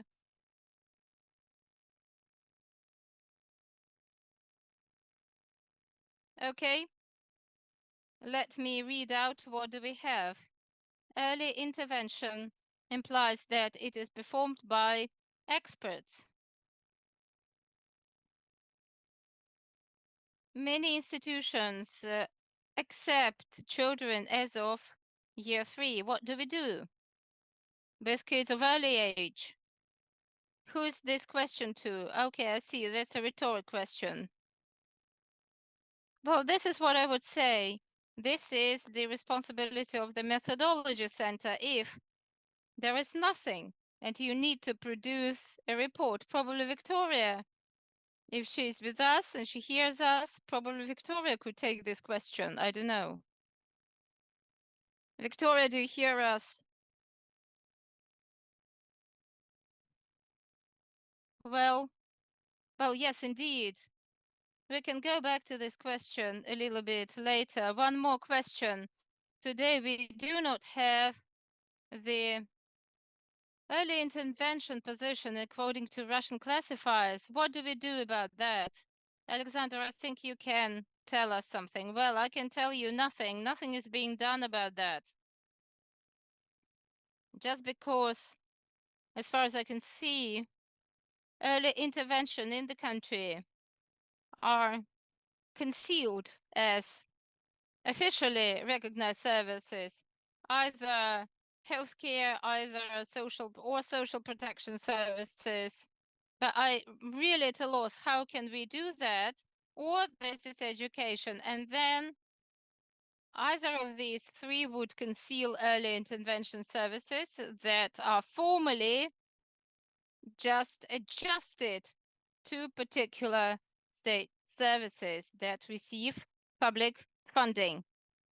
Can I take another minute and read out the 2 commentaries? There is a suggestion to establish an integral service independent of the educational institution. For example, under this framework, we provide care to children aged 2 or 3. Yes, indeed, there is a network of methodology centers that formulate the ideology.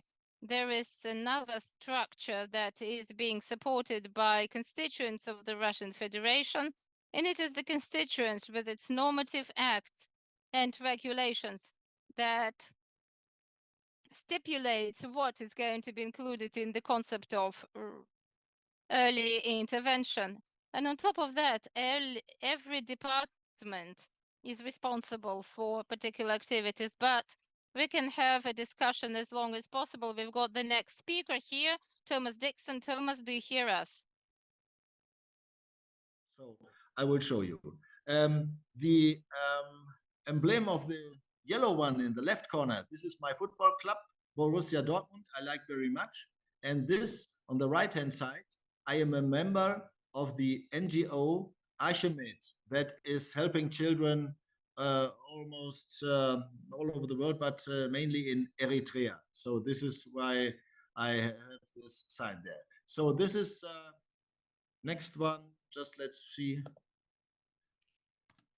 This is my family, my wife, and our 4 children. So just that you know where is my familiar background.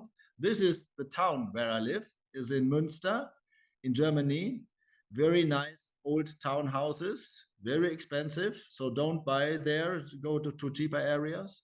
This is also what Münster is looking like. So you can see this is a nice area where you can make some vacation. So now, what do we want to get from information from autism diagnostics?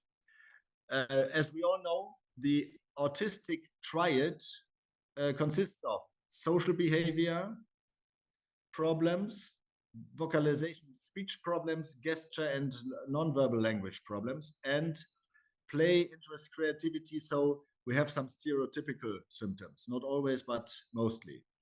And what is the problem in autism when it comes to social interaction? They do not have a proper eye contact. The facial expression is special. The body postures are special. And a main problem is social or emotional reciprocity. So they do not act or react on social smiling, or if the parents try to giggle around with the children, daddy, daddy, daddy, daddy, my baby. So the children don't react. So they show very severe and early problems in social interaction. And the communication, most of the patients with ASD, with autism spectrum disorder, most of them do not develop proper language. So some of them do not the whole life. They do not learn one word. And also initiating or maintaining conversation is very low. And even you can observe that they do not have make-believe or social imitative play, or very rare and very seldom. These are very important signs you have to observe and then to rate in children with autism, because the most important differential diagnosis in autism is severe intellectual impairment. And most often people say this is an autistic child, but what our experience is that most of them are severe mentally disabled. So it is very important to make a proper diagnosis, and the diagnosis of autism is complicated and not easy. So it's not a prima vista diagnosis, not at all. And so also we have some stereotypical behavior, but maybe you know all this, so just because of the time, I go through it. So diagnostic standard for us is the ADOS. I show you what the ADOS is, and also the adult diagnostic interview for parents. So where we interview the parents about the lifeline history, the developmental history of the children. What you can hear is that it takes time. So autism diagnosis is not done in 5 minutes. Sometimes it takes time over months of observing. So we have different modules in the ADOS. The ADOS has 5 modules. I concentrate on module 1. So this is above, as you see, 30 months. And the language level is no speech until to simple phrases. But normally, we get children referred that have problems with language problems, and that's why I just concentrate now for this time on the module 1. So the materials are for the test are in a big blue box, and there's a manual with it that is explained. I have it also here, but I can't pass it to St. Petersburg, so I have it here in Bishkek. It's a quite this size, and that's all. It's very good explained how it is done, all the 5 modules. So it's a good advice for learners to keep this manual and train with this manual in the box. In the box, there are all the tools you need. So we have 5 domains where we try to code what we see and what we get on information. The 5 domains are language and communication, reciprocal social interaction, play, imagination, stereotypical behavior, and other abnormalities. But the most important things are the 2 first ones, the first 2 ones, language and communication and interaction. And then there are some, just to mention, typical coding numbers from 0 to 9. So, for example, 3 is behavior is present to a degree that interferes with functioning or ordinary life. So often we score the 3 in the ADOS when it's very severe impaired. And we have in ADOS 1, we have certain activities we observe, like free play or response to name. And I show you a video, a short video, how we do it. And then we just go through all the activities, and then we rate until 0 to 9. And in the end, we know if it's an autistic child or not. And we just did this complicated stuff in Africa and reduced it to a more simple way of ADOS. So let's say ADOS Lite. We created it for parents and even volunteers to check. We explain this for short instruction for the assessment, that even parents, when you teach them, or even volunteers who are not doctors or psychologists, can at least try to administer an ADOS Lite to the children where there are no, let's say, professionals in the countryside or wheresoever. So we try to do that in Africa, and it with some teaching, it counts, it helps. So we explain to the parents and to the helpers what is meant with free play. So the task is observing if the child is able to play free, and then we explain in a short text. The next video I will show you in German. It's in German, you know. The examiner just tries to keep the interest of the boy, who is checked with the ADOS, and now it's free play. The boy can just look and see what he is interested in.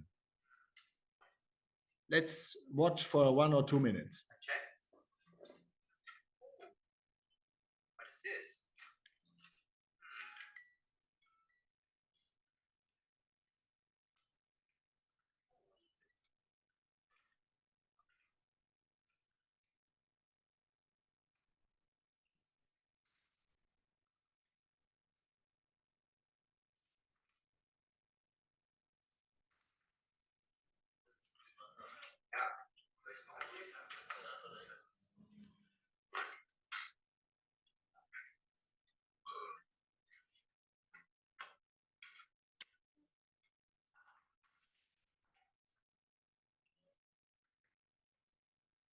Somewhat stereotypical behavior, not communicating with language, only making noise, no eye contact or very rare eye contact, and there's no imitative spiel game and play, and he's not reacting on the offers the examiner makes.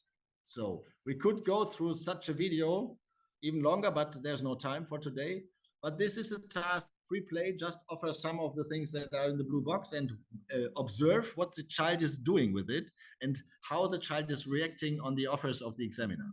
So response to name is another task. We explained in our short brochure, how do you administer this test? Just call the name of the child and watch if the child is reacting to you and looking to you, or is it reacting in any way, and then rate. And the same thing is with the other tasks: bubble play, responsive social smile, anticipation of social routine, functional and symbolic imitation. It's all shortly described how to do it. And then we have a rating system that we just have yes or no, very simple. Do the parents or the volunteers observe specific autistic symptoms, yes or no? Because they can't rate from 0 to 9. It's too complicated for them.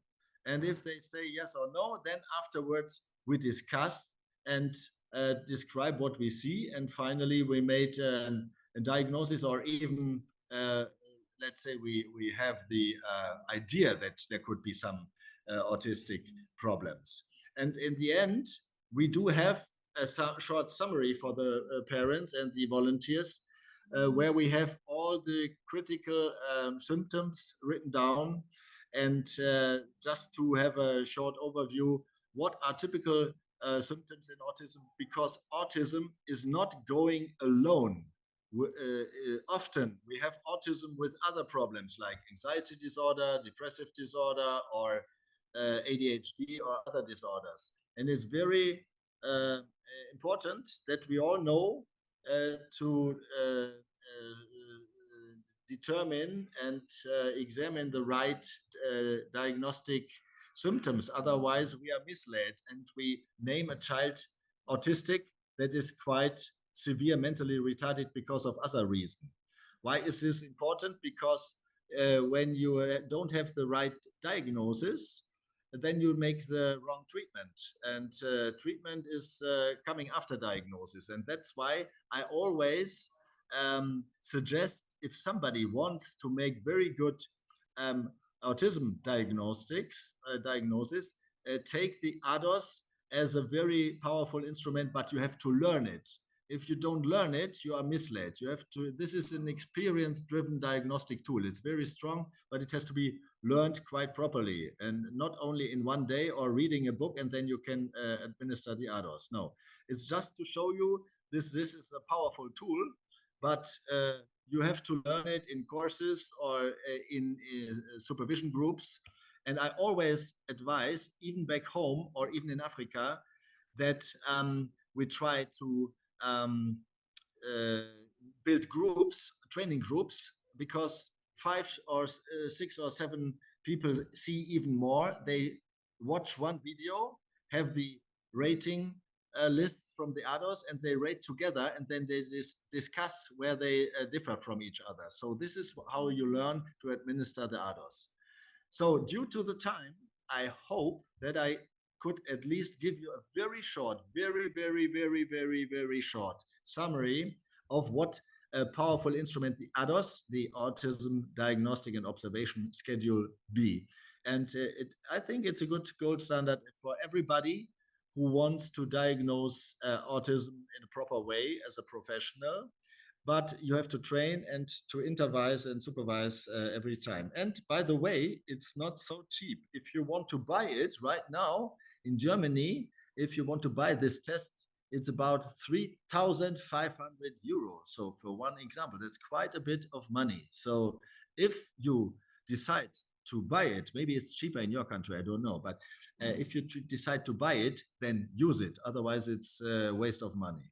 So I hope this is just a short introduction that makes you curious, and you have more interest on reading in the internet what the ADOS is and what kind of instrument it is. So thank you for your attention and your kind patience. Thank you.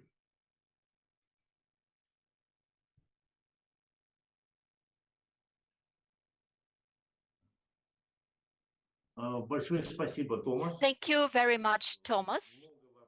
There are many questions. One of the main questions is since which age can ADOS be applied? Can you elaborate on that again, please?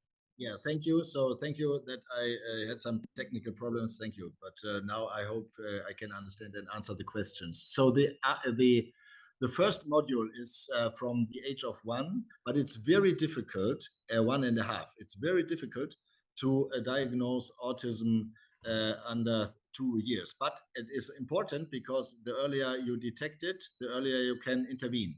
But the toddlers module is from 1 year up.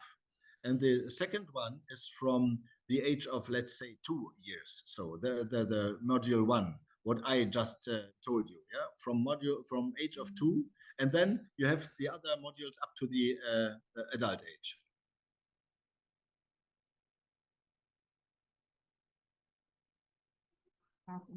Спасибо. Есть у нас еще один Thank вопрос. you. And there is another question.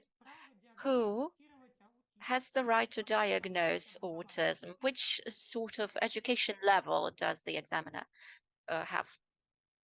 Thank you for this question. This is also a good question in Germany, because not everybody is allowed and able to do the diagnosis. In Germany, it is either the doctors who are specified in this field, like I am a child and adolescent psychiatrist, so I am able to do that, or psychologists.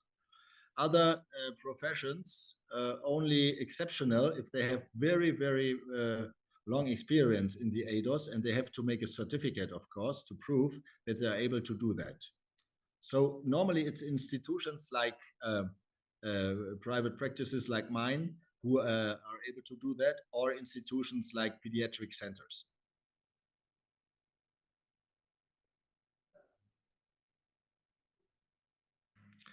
And of course, maybe I с этим вопрос, это базовое образование специалиста, который может обучаться Эдису. And the question is very important about the basic education for examiners who can start ADOS. Well, you should have a degree as a doctor or as a psychologist, or at least in child development in other fields. And then you have to you go through the certification of the ADOS.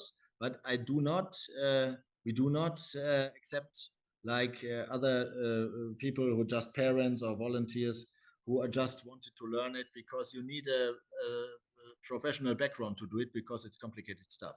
You can be very often misled, because it depends on observation.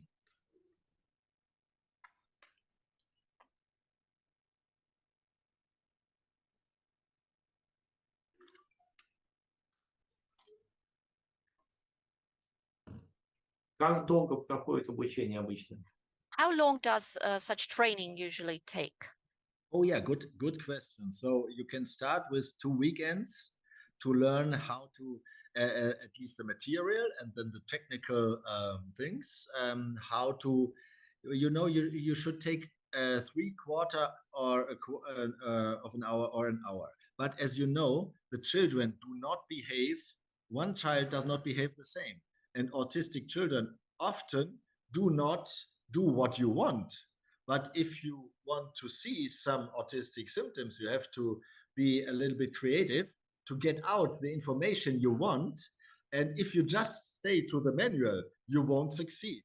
You need models, professional models, who show how you handle the child that is not giving something to you, but you want to get something out of the child. So you have to be creative and very dominant in that way, leading. You have to be a leading person that is experienced in dealing with children and with families. You should not be fearful, you should be experienced. That's why not every boy or girl can do it, because otherwise you don't get any observable results. Yeah, so this is from the beginning, in the 2 weekends for just for the technical things, and then it takes at least half a year training with supervision before you get the certificate that you can do the ADOS on your own. But I always advise, even myself, do it in a team, because the 2 people see more, 3 people see even more, and we have a group of people who just supervise if we are in doubt, and then we watch the videos together, and then we decide if it's autistic symptoms or not. Sometimes it's very clear, of course, but often enough it's not clear. It's difficult.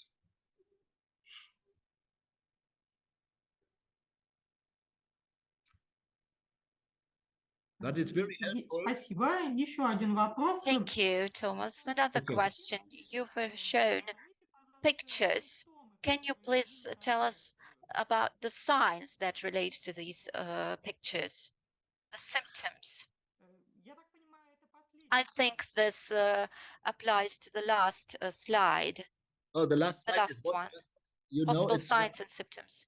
yeah, we just made it for the parents as a reminder on the last page of our brochure. So it's just a normal like an information leaflet. Yeah, this is you can laminate it and put it on the wall, but it's just an information for the parents. It's in Germany we say it's DIN A4, DIN A4, like a normal sheet of paper. This size.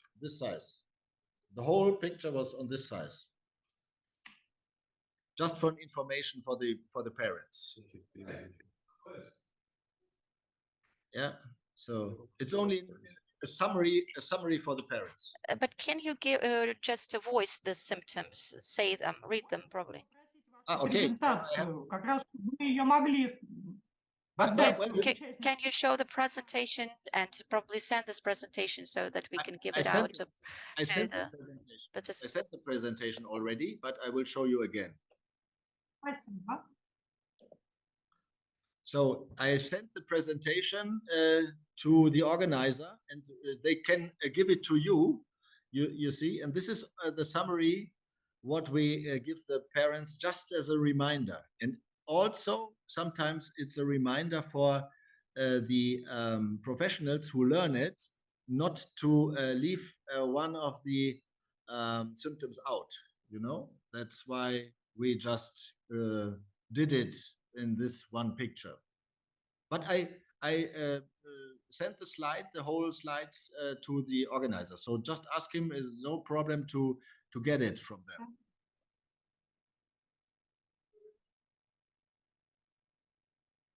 Большое спасибо.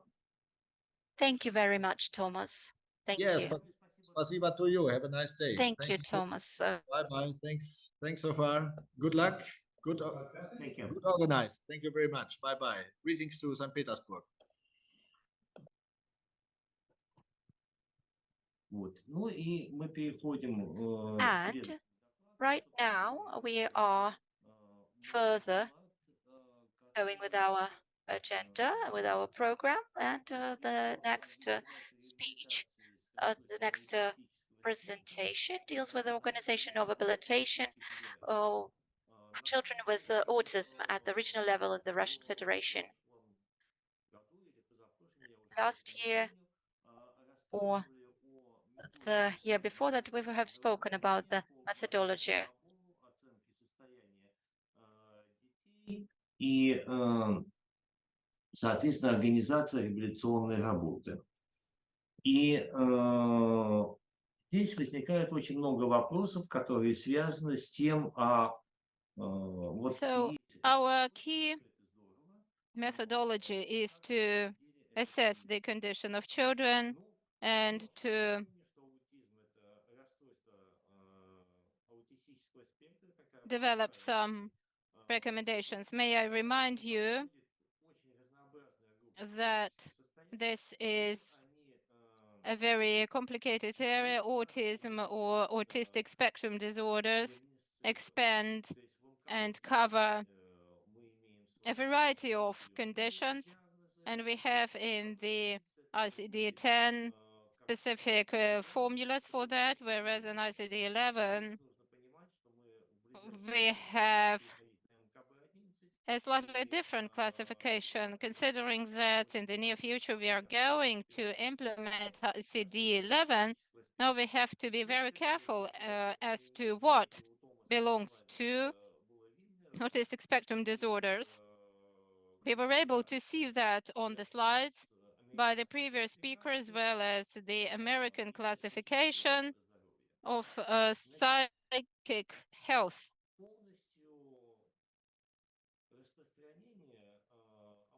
Well, the prevalence of autism is never described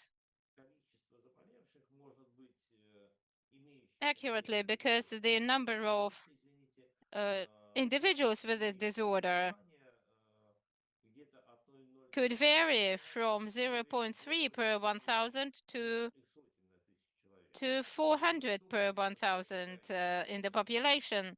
And so we see that the fluctuation range is indeed huge. So somewhere there are mistakes in diagnostics. This is what we may suppose. We can identify symptoms of autism in early childhood, but those can be manifest in adulthood. However, the earlier we start our intervention, the greater the chance of success.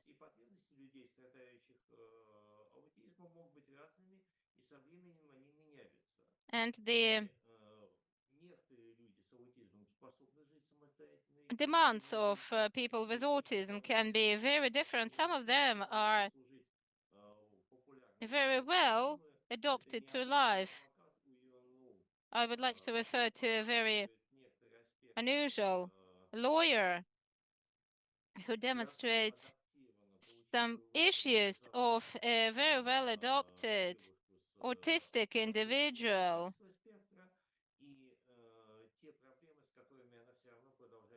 Still, she is confronted with some issues in life. It's natural that this is a movie, this fiction, but we should not take it too seriously. However, the key issues are tapped indeed. Quite often, however, individuals with autism require continuous lifelong care. So the symptoms can indeed vary. Today, there are specific socially justified and psychologically justified interventions that allow to achieve some successes. And this is important for those with autism as well as their caretakers.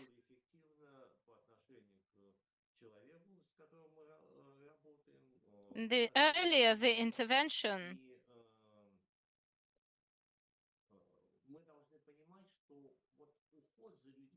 we should understand that taking care of an autistic individual extends beyond family members. This is the rare disease that compels the entire society to implement its efforts to ensure accurate interaction.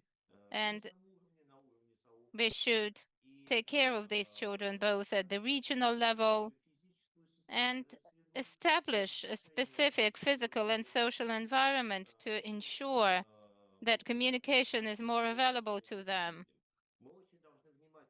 We must be very careful about the standards of lighting to ensure that there are no blinking lamps or there are no sparkling or glittering LED lights. And once we create this environment, it becomes easier for us to deal with autistic individuals. Itself, the autistic spectrum disorder is manifest in early childhood and it persists throughout life. However, diagnostics is extremely crucial because our own experience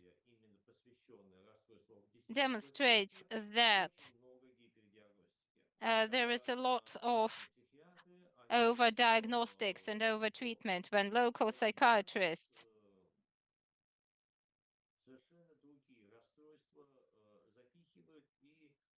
assign absolutely contrasting disorders under this diagnosis, and that's no good because the only thing we can do is just improve the gut microbiota, but this is it. This is the minimum intervention that is required by these patients. How is autism manifest? This is disrupted communication, underdevelopment, and intellectual constraints, as well as speech constraints. Such disorders cover a very broad spectrum of symptoms. We could actually identify 4 types, 4 subsets. And we can also refer to our website, The Sunny World, where you can find some information on how to deal with each of these groups. Early intervention enhances the ability of children to communicate effectively. We can teach these children how to interact with the external environment and how to react to external stimuli adequately. However, this requires continuous support provided to parents of such children. These children require support at every particular stage, as well as their parents, because children grow up, their demands, their preferences change, and therefore we need to ensure continuous regular interaction with the families, which means that we have to come up with a program from early diagnostics in childhood to almost until death. And therefore is the problem in communicating with such individuals. These problems are indeed integral and comprehensive. we see that the main burden falls with healthcare and social security.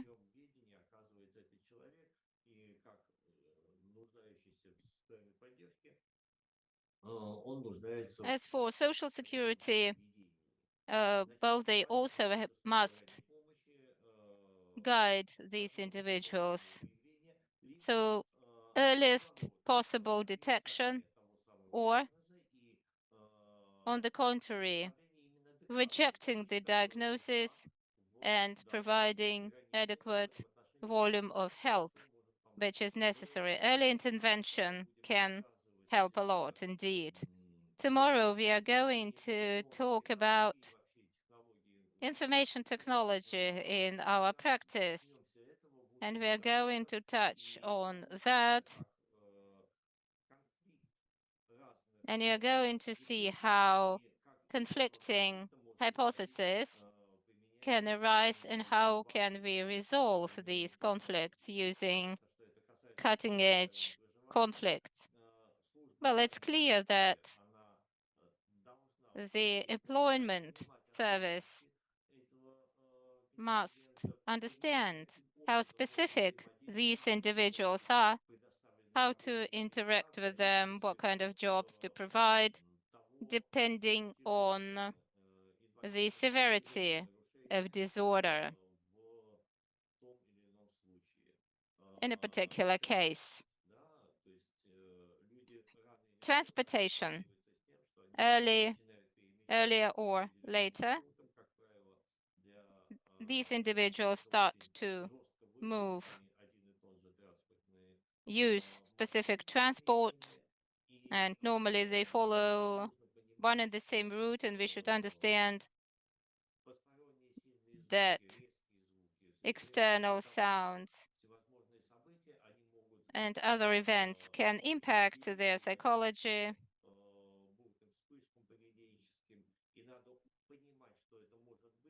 They can result in emotional arousal, and you should understand how to respond, how to calm down such people, how to interact with them. Therefore, respective services, well, at least bus drivers, should be informed. They should know that such things happen. They should not get lost. They should not grab this child and carry him or her somewhere, because the response would be the opposite. So light inside the public transport is also an important factor. Education here. We must ensure inclusive education, well, as much as possible. Must integrate these individuals either into general contemporary schools or look for other educational formats. And on top of that, we also must ensure lifelong learning for the specialists, because what we saw in one of the constituents of Russian Federation, when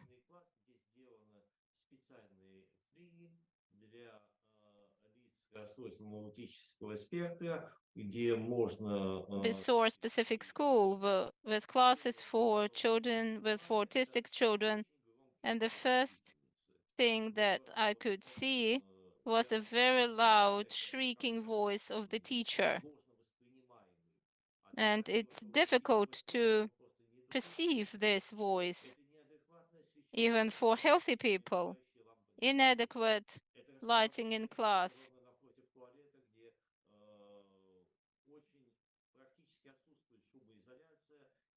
This is the location of the class near the bathroom, and you can see the toilet or hear the toilet flushing, and the walls are not noise proof, and all that exacerbates the condition of autistic children. This means that you should very carefully approach the construction of classes for children with autistic spectrum disorders. And we need to follow through all these issues.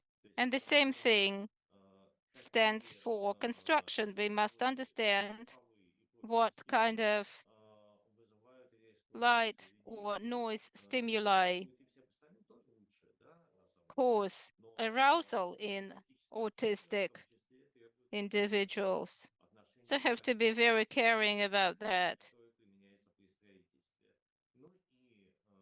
And ultimately, it is clear that physical culture is also where we could provide some corrective action and expand the opportunities and abilities of such kids.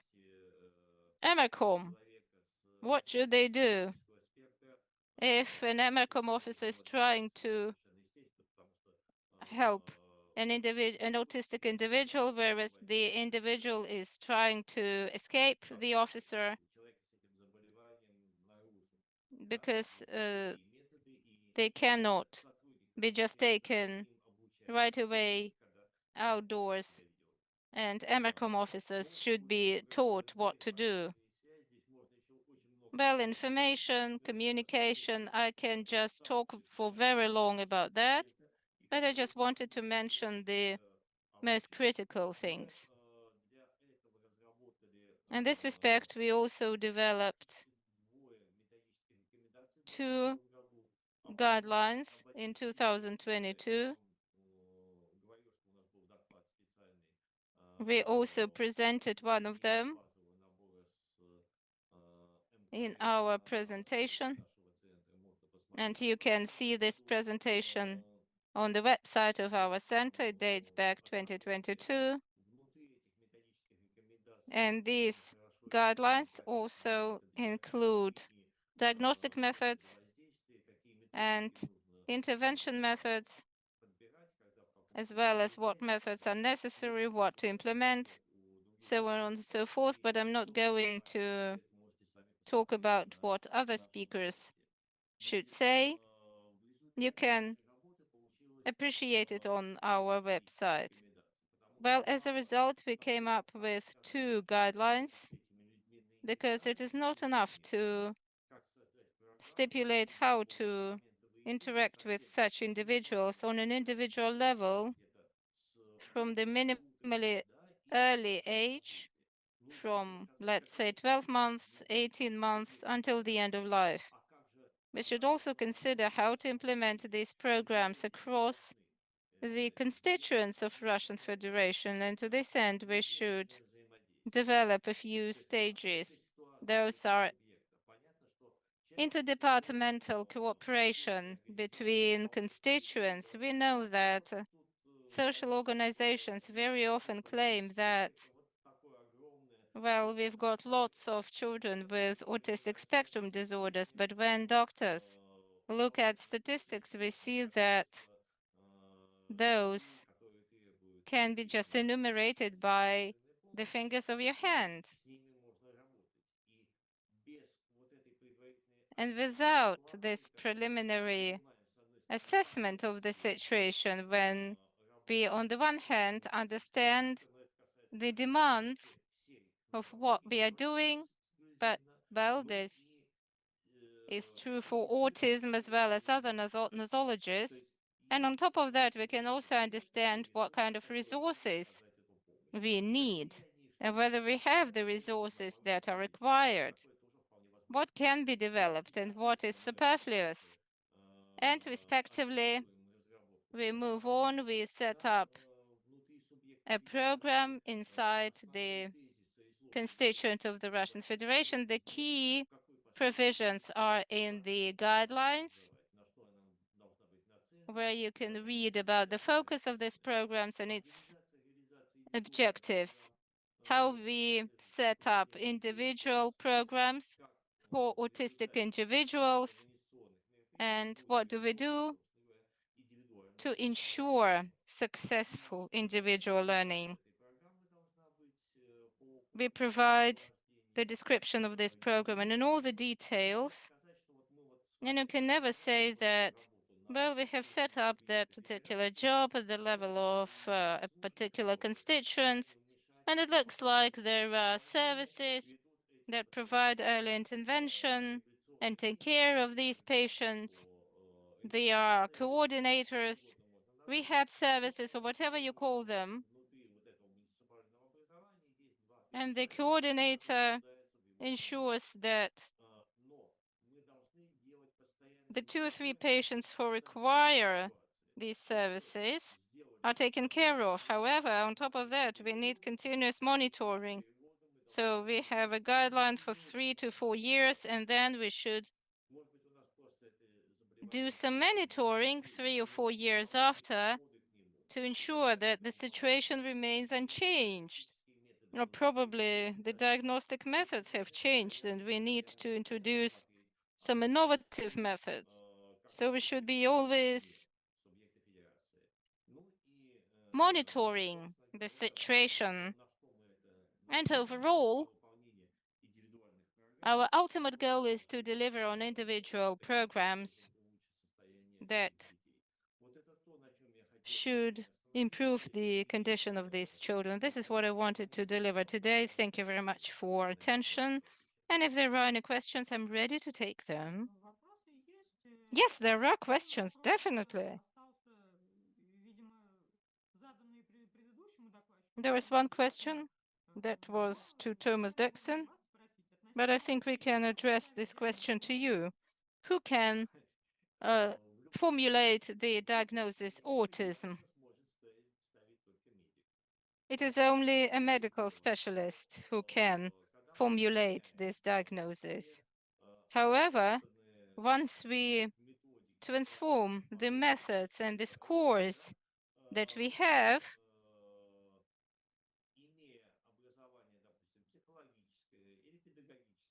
us as educators or psychologists can pose a question of whether this is indeed autism or probably something else.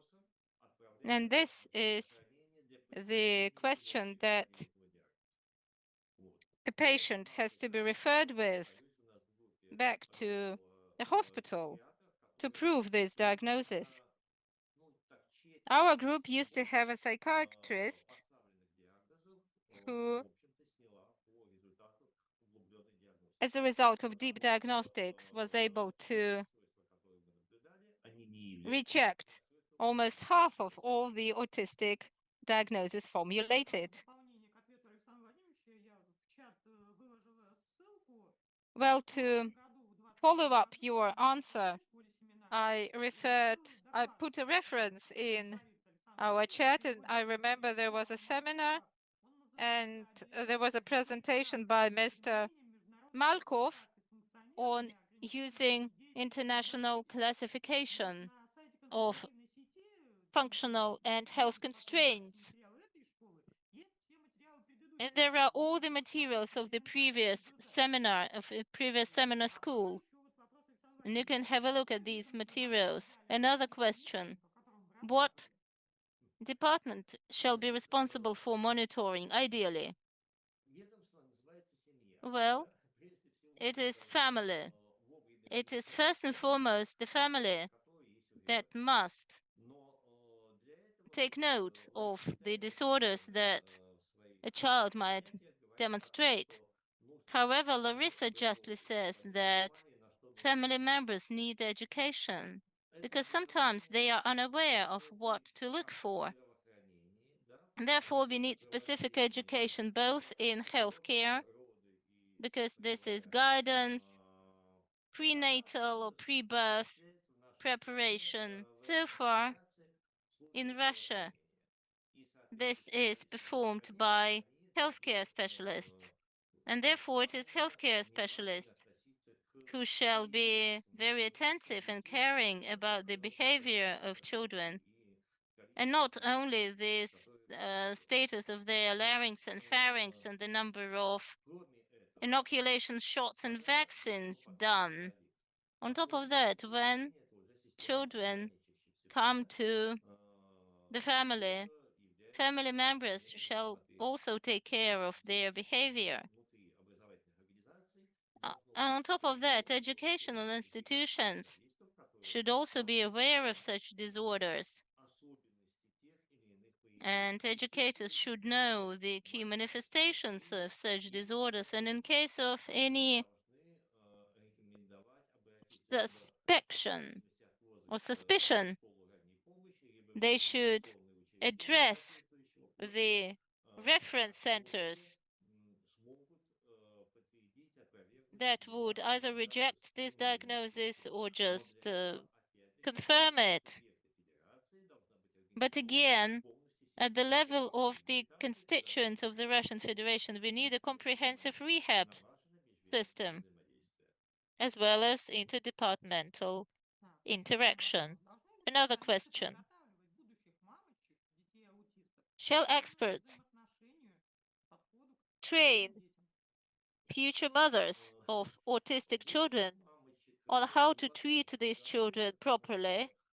It's impossible, because the earliest age when autism is diagnosed is 12 months. This is the earliest possible age. Before that, no one would say that this is autism. So it's impossible to diagnose autism before a specific age of the child. We cannot say whether there is some disorder in a particular child. Well, no questions so far. No questions in Telegram. I think this is it. No more questions? But we have some questions that we failed to take earlier. So we can get back to them. Yeah, we do have time. Okay, right. Так, был такой вопрос. Есть запрос, чтобы специалист по ранней помощи был в реестре педагогических профессий. Ну, есть. Но, но здесь ставится более глобальный, я бы сказал, Here, the question is more general.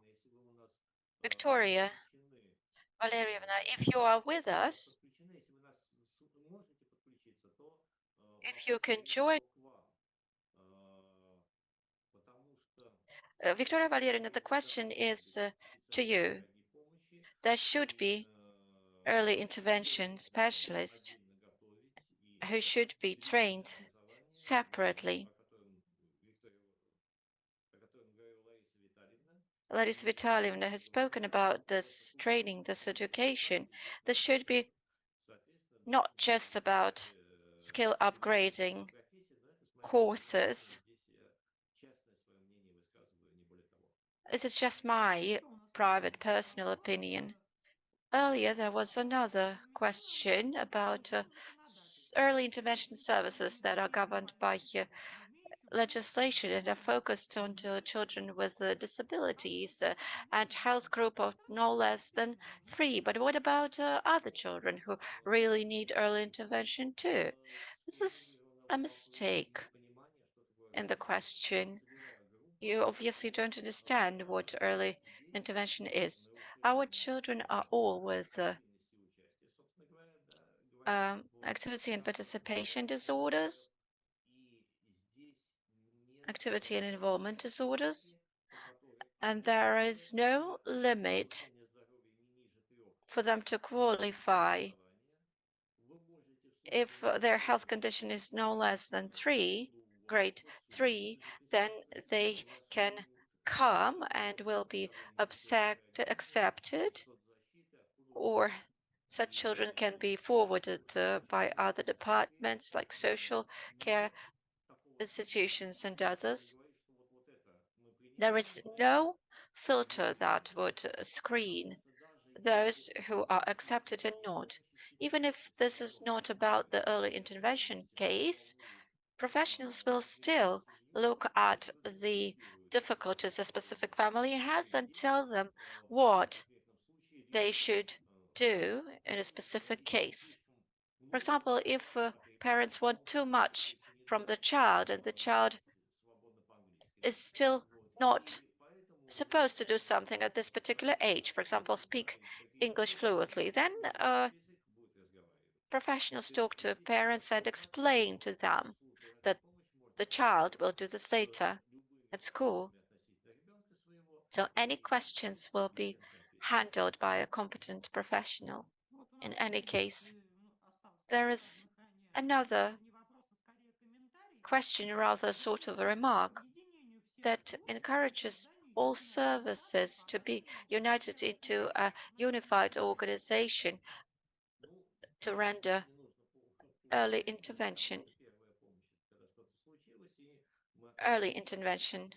Probably you don't mean primary care, you need early intervention here in your question. Yes, we shouldn't mix these concepts. Early intervention is a term used in Russia, and it is targeted at children from 0 to 3, or in some cases it can be prolonged up to 7 years. So the question was about uniting, bringing all the services all together. From the point of view of investment, this could be justified. But from the point of view of the essence, there's no need for that. We need to see a clear difference between early intervention services and other cases when, for example, we identify different disorders, impairments, and then we direct forward this child to a healthcare institution and adjust the state of this child together with the healthcare institution. Or if there are some educational issues, we direct this child to the educational institution. So I think that we shouldn't physically unite all the institutions together, all the authorities together. Still more questions coming. Why does not early intervention professional, why doesn't such professional get educational service record, experience in education? I think that this could be reckoned as a proposal to the Ministry for Education in terms of competences. Well, among you, there are educators, I'm pretty sure, among our audience. Probably you could comment on this question from Oksana Olegovna Sidova. You could continue this discussion in the chat. Another question. Should early intervention professionals insist on further examinations if there are suspicions of autism and parents reject this idea? Should professionals insist on further examination? When it comes down to early intervention, from my point of view, it is not very clear who we should focus more on parents, who we should explain this to, or on the child. Usually, we diagnose something in a child and then we need to deal with the parents. If the parents do not want or cannot or lack competences, then we keep working with them. In the first place, we need to convince them that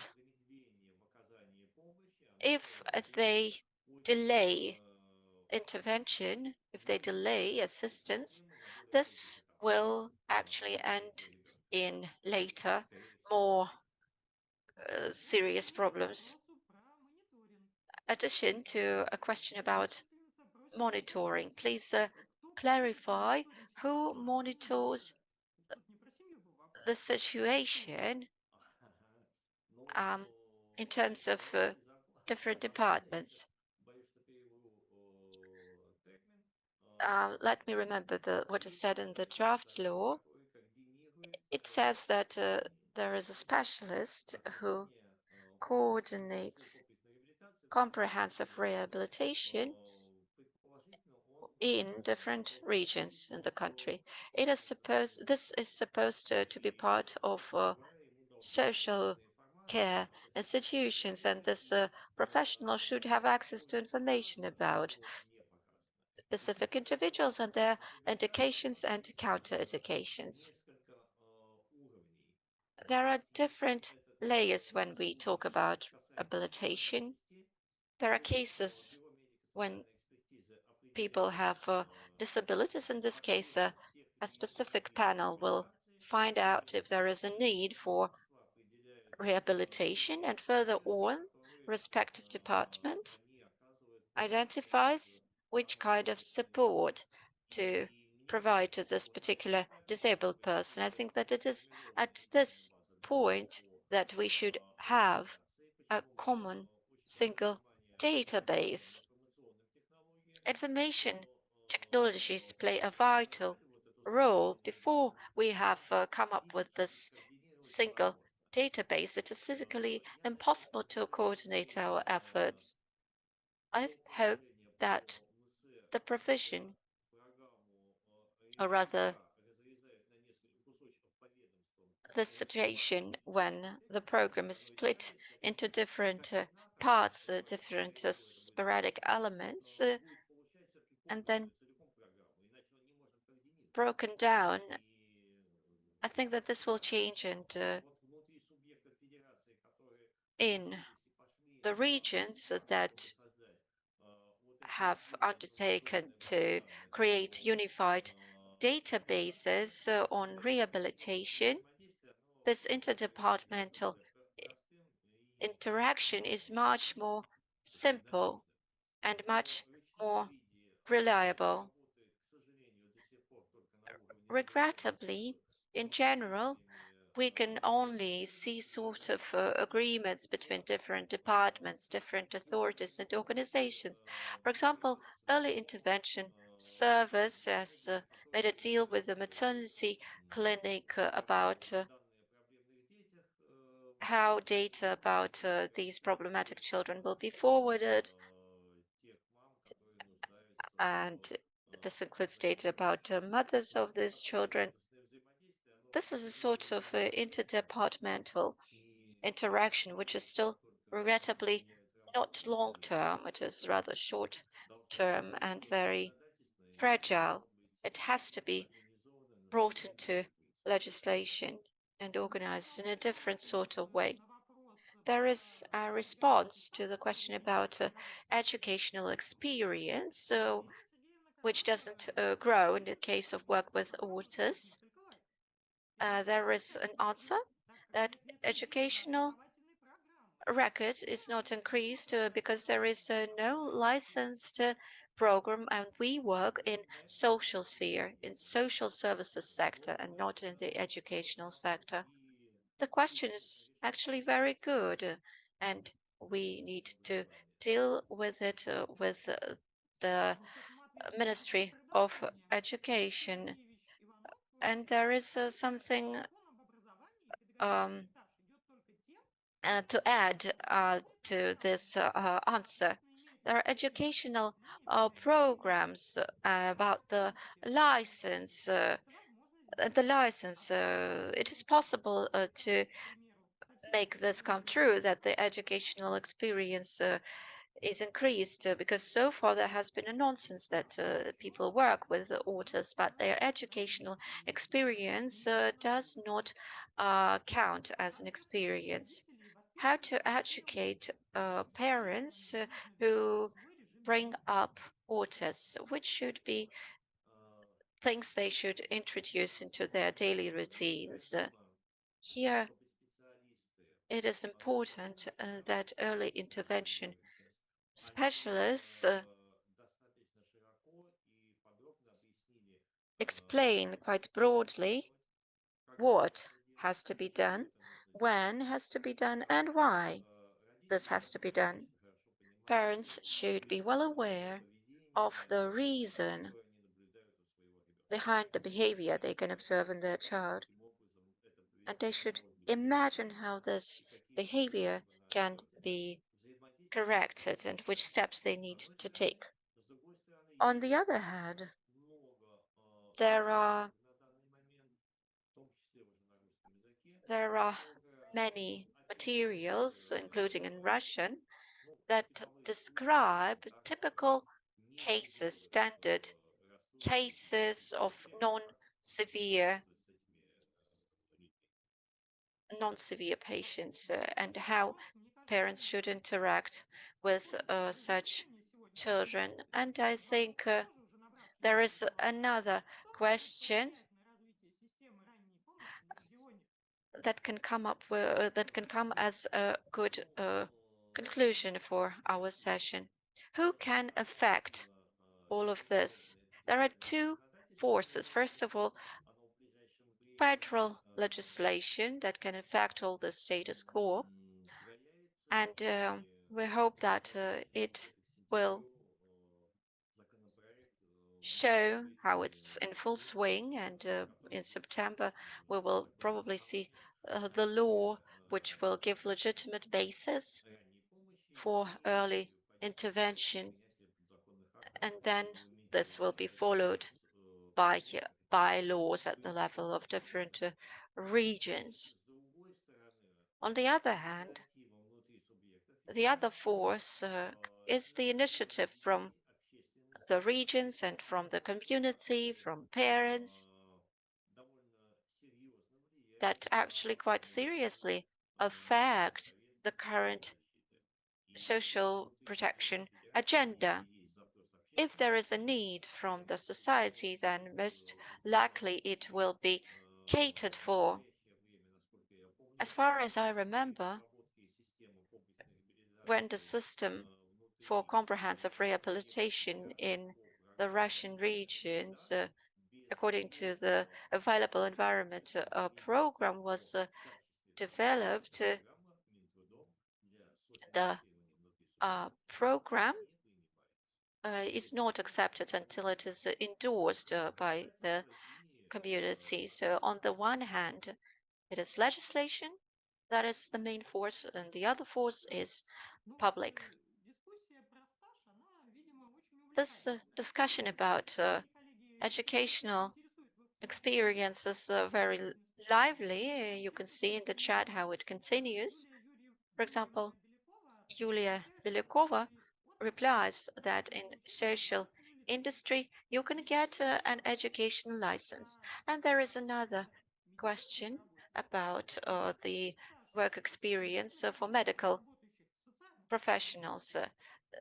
Do the work of those health professionals who are involved in social institutions, social protection institutions, does it count as medical experience?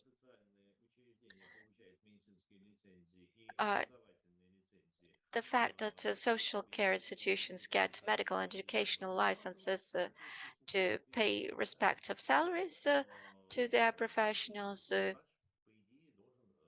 implies that this experience should count as medical experience, but unfortunately, I cannot give you an exact answer.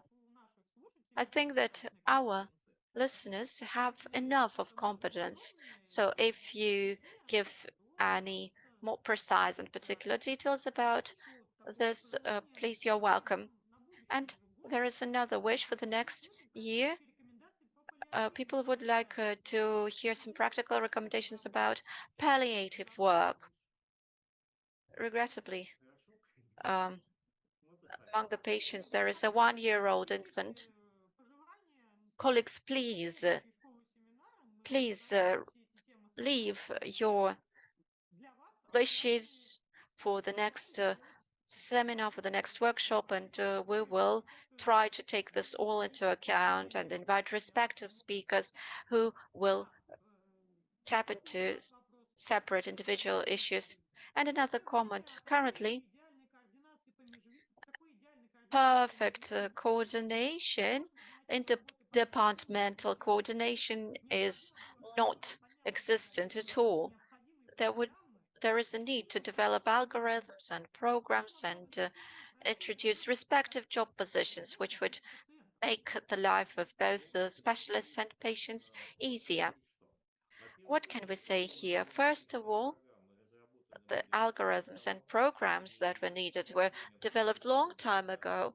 Some time ago in St. Petersburg, the Institute for Early Intervention was established, and this technology was brought into active use, and it was the best technology in Europe in terms of organizing early intervention. Regrettably, it was not put into legislation, and with time, everything breaks down. It is clear how people should interact. It's up to legislation, up to the federal and regional legislation to do all the rest. I cannot see here any problems. There is a need for some regulatory framework at the level of regional authorities. Больной вопрос. Как предполагается привлекать высококвалифицированных Another question about high qualified professionals, teachers or health professionals. How can we attract them? How can we engage them if they do not get any, if they do not get any extra years in their experience, work experience? нас отвечают, что вот Захарченко, The response in the chat к сожалению, не is написали имя отчество полностью. У нас массажисты и инструктора that ФФК теряют massage перспективу specialists and physical therapy specialists actually lose their experience. Коллеги, у нас тут поступил Colleagues запрос из города Набережные Челны. from Nabережные Челны, there is a Подключение. Ну вот у нас осталось, собственно, there is меньше a request to get them Давайте, может быть, 5 минут switched попробуем on. предоставить. Can we have 5 minutes for them? Уважаемые коллеги, 5 минут. Colleagues, 5 minutes to Nabережные Челны for your presentation. Be very brief. We operate as of 1989, and we are very open to active interaction. And we have also a specific department for children with limited abilities that includes preschool, nursery, and school education for children with impaired hearing ability. Here we also provide the second stage of autistic screening, and the first stage we also see whether the audio ability is impaired or not, and if yes, then we do specific screening. Our center is a sophisticated medicine center that has specific surgeries allowing to restore hearing ability. We do screening in mother and child care centers. In case of negative results or any suspicions, we cannot formulate the final diagnosis, and then we have to follow up the child. And then the screening is paid by the Ministry of Healthcare of the Republic of Kazakhstan during the second stage of audio screening. We also provide the services to 1,200 children every year. And if some hearing disruptions are identified, then these children undergo rehab either in our facility or elsewhere. In 2022, we received the license for pedagogical activity. However, while we are very well in networking and interaction, I would like to give the floor to the defectology therapists and speech therapists. Our school is different from other schools by the fact that since its very beginning and establishment 33 years ago, we are implementing specific methodologies to promote hearing and speech. Our school also has preschool groups that are excellent to start acquiring proper hearing at an early age of as early as 2 years. All children who visit our educational facilities have respective implants. We are hope of active cooperation both with our fellow colleagues as well as the parents. We provide all the necessary medical care to children who are on in-hospital stay. The earlier we intervene, we know, the easier it is to resuscitate the key life functions.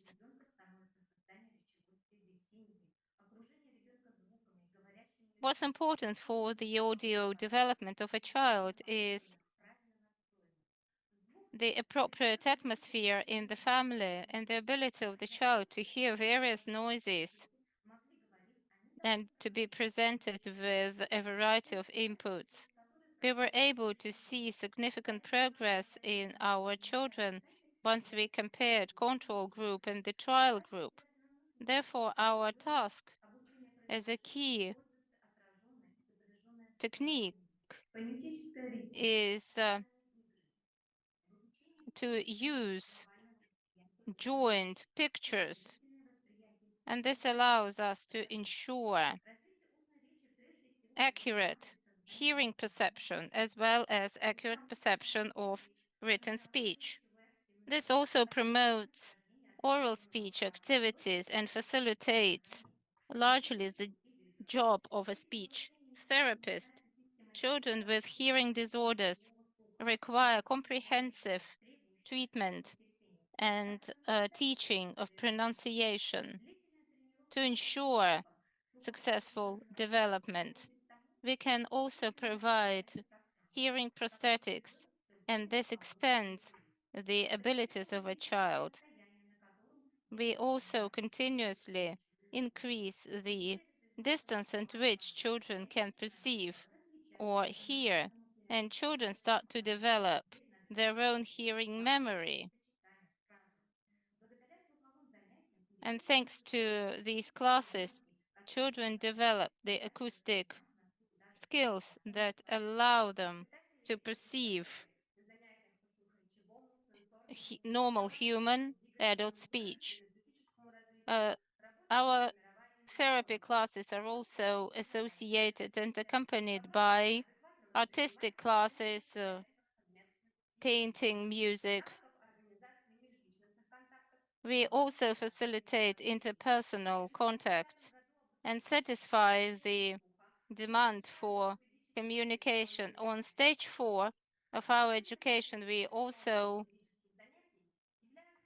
include practical classes to enhance speech and correct its disorders. We also provide specific training in breathing, voice, as well as pronunciation correction.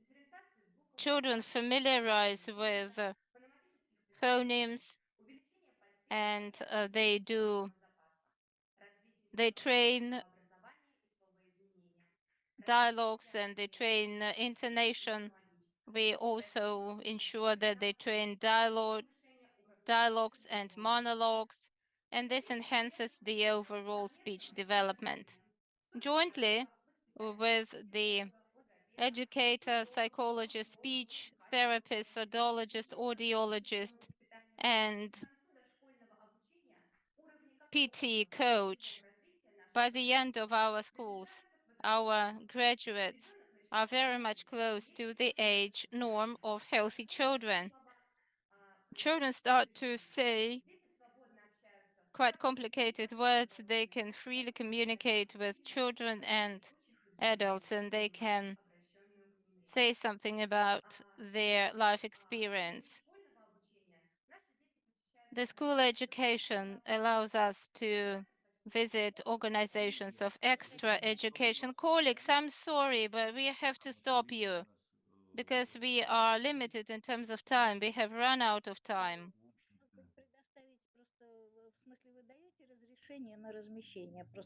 Do you give your permission to put your presentation on our slide? Yes, sure, please. And we would like to participate in such schools with great pleasure, because for us this topic is very crucial and we are working in this dimension for over 2 decades and we have a relevant experience. Okay, thank you. Well, our previous speaker spoke about, on the previous school, we spoke about hearing issues and prosthetics. Anyway, we are open to cooperation. Please ensure that you provide your participation requests in advance, and we would be happy to cooperate with all our colleagues who are engaged in early intervention, and the materials that you wanted to share, your successes, definitely are very valuable for the entire country to ensure that people can exchange experience and cooperate. And this is the key objective for us. The key objective for us is to harmonize cooperation between all the interested parties. We had over 4,000 members today, and we hope that tomorrow morning you are going to join us as well, and we will go on with our endeavors. Within the framework of the seminar school, we have the Telegram channel, and now we are having 172 subscribers, so please do subscribe. And we would be happy to respond to your questions or commentaries. Thank you so much for your kind attention. We have exhausted the agenda. See you tomorrow. We would like to extend the gratitude to our translators for their support over such a long time. We thank them for their vigilant and rigorous work. We also extend our gratitude to our technical support. It is their efforts and their great job that we had our broadcasting without any technical features.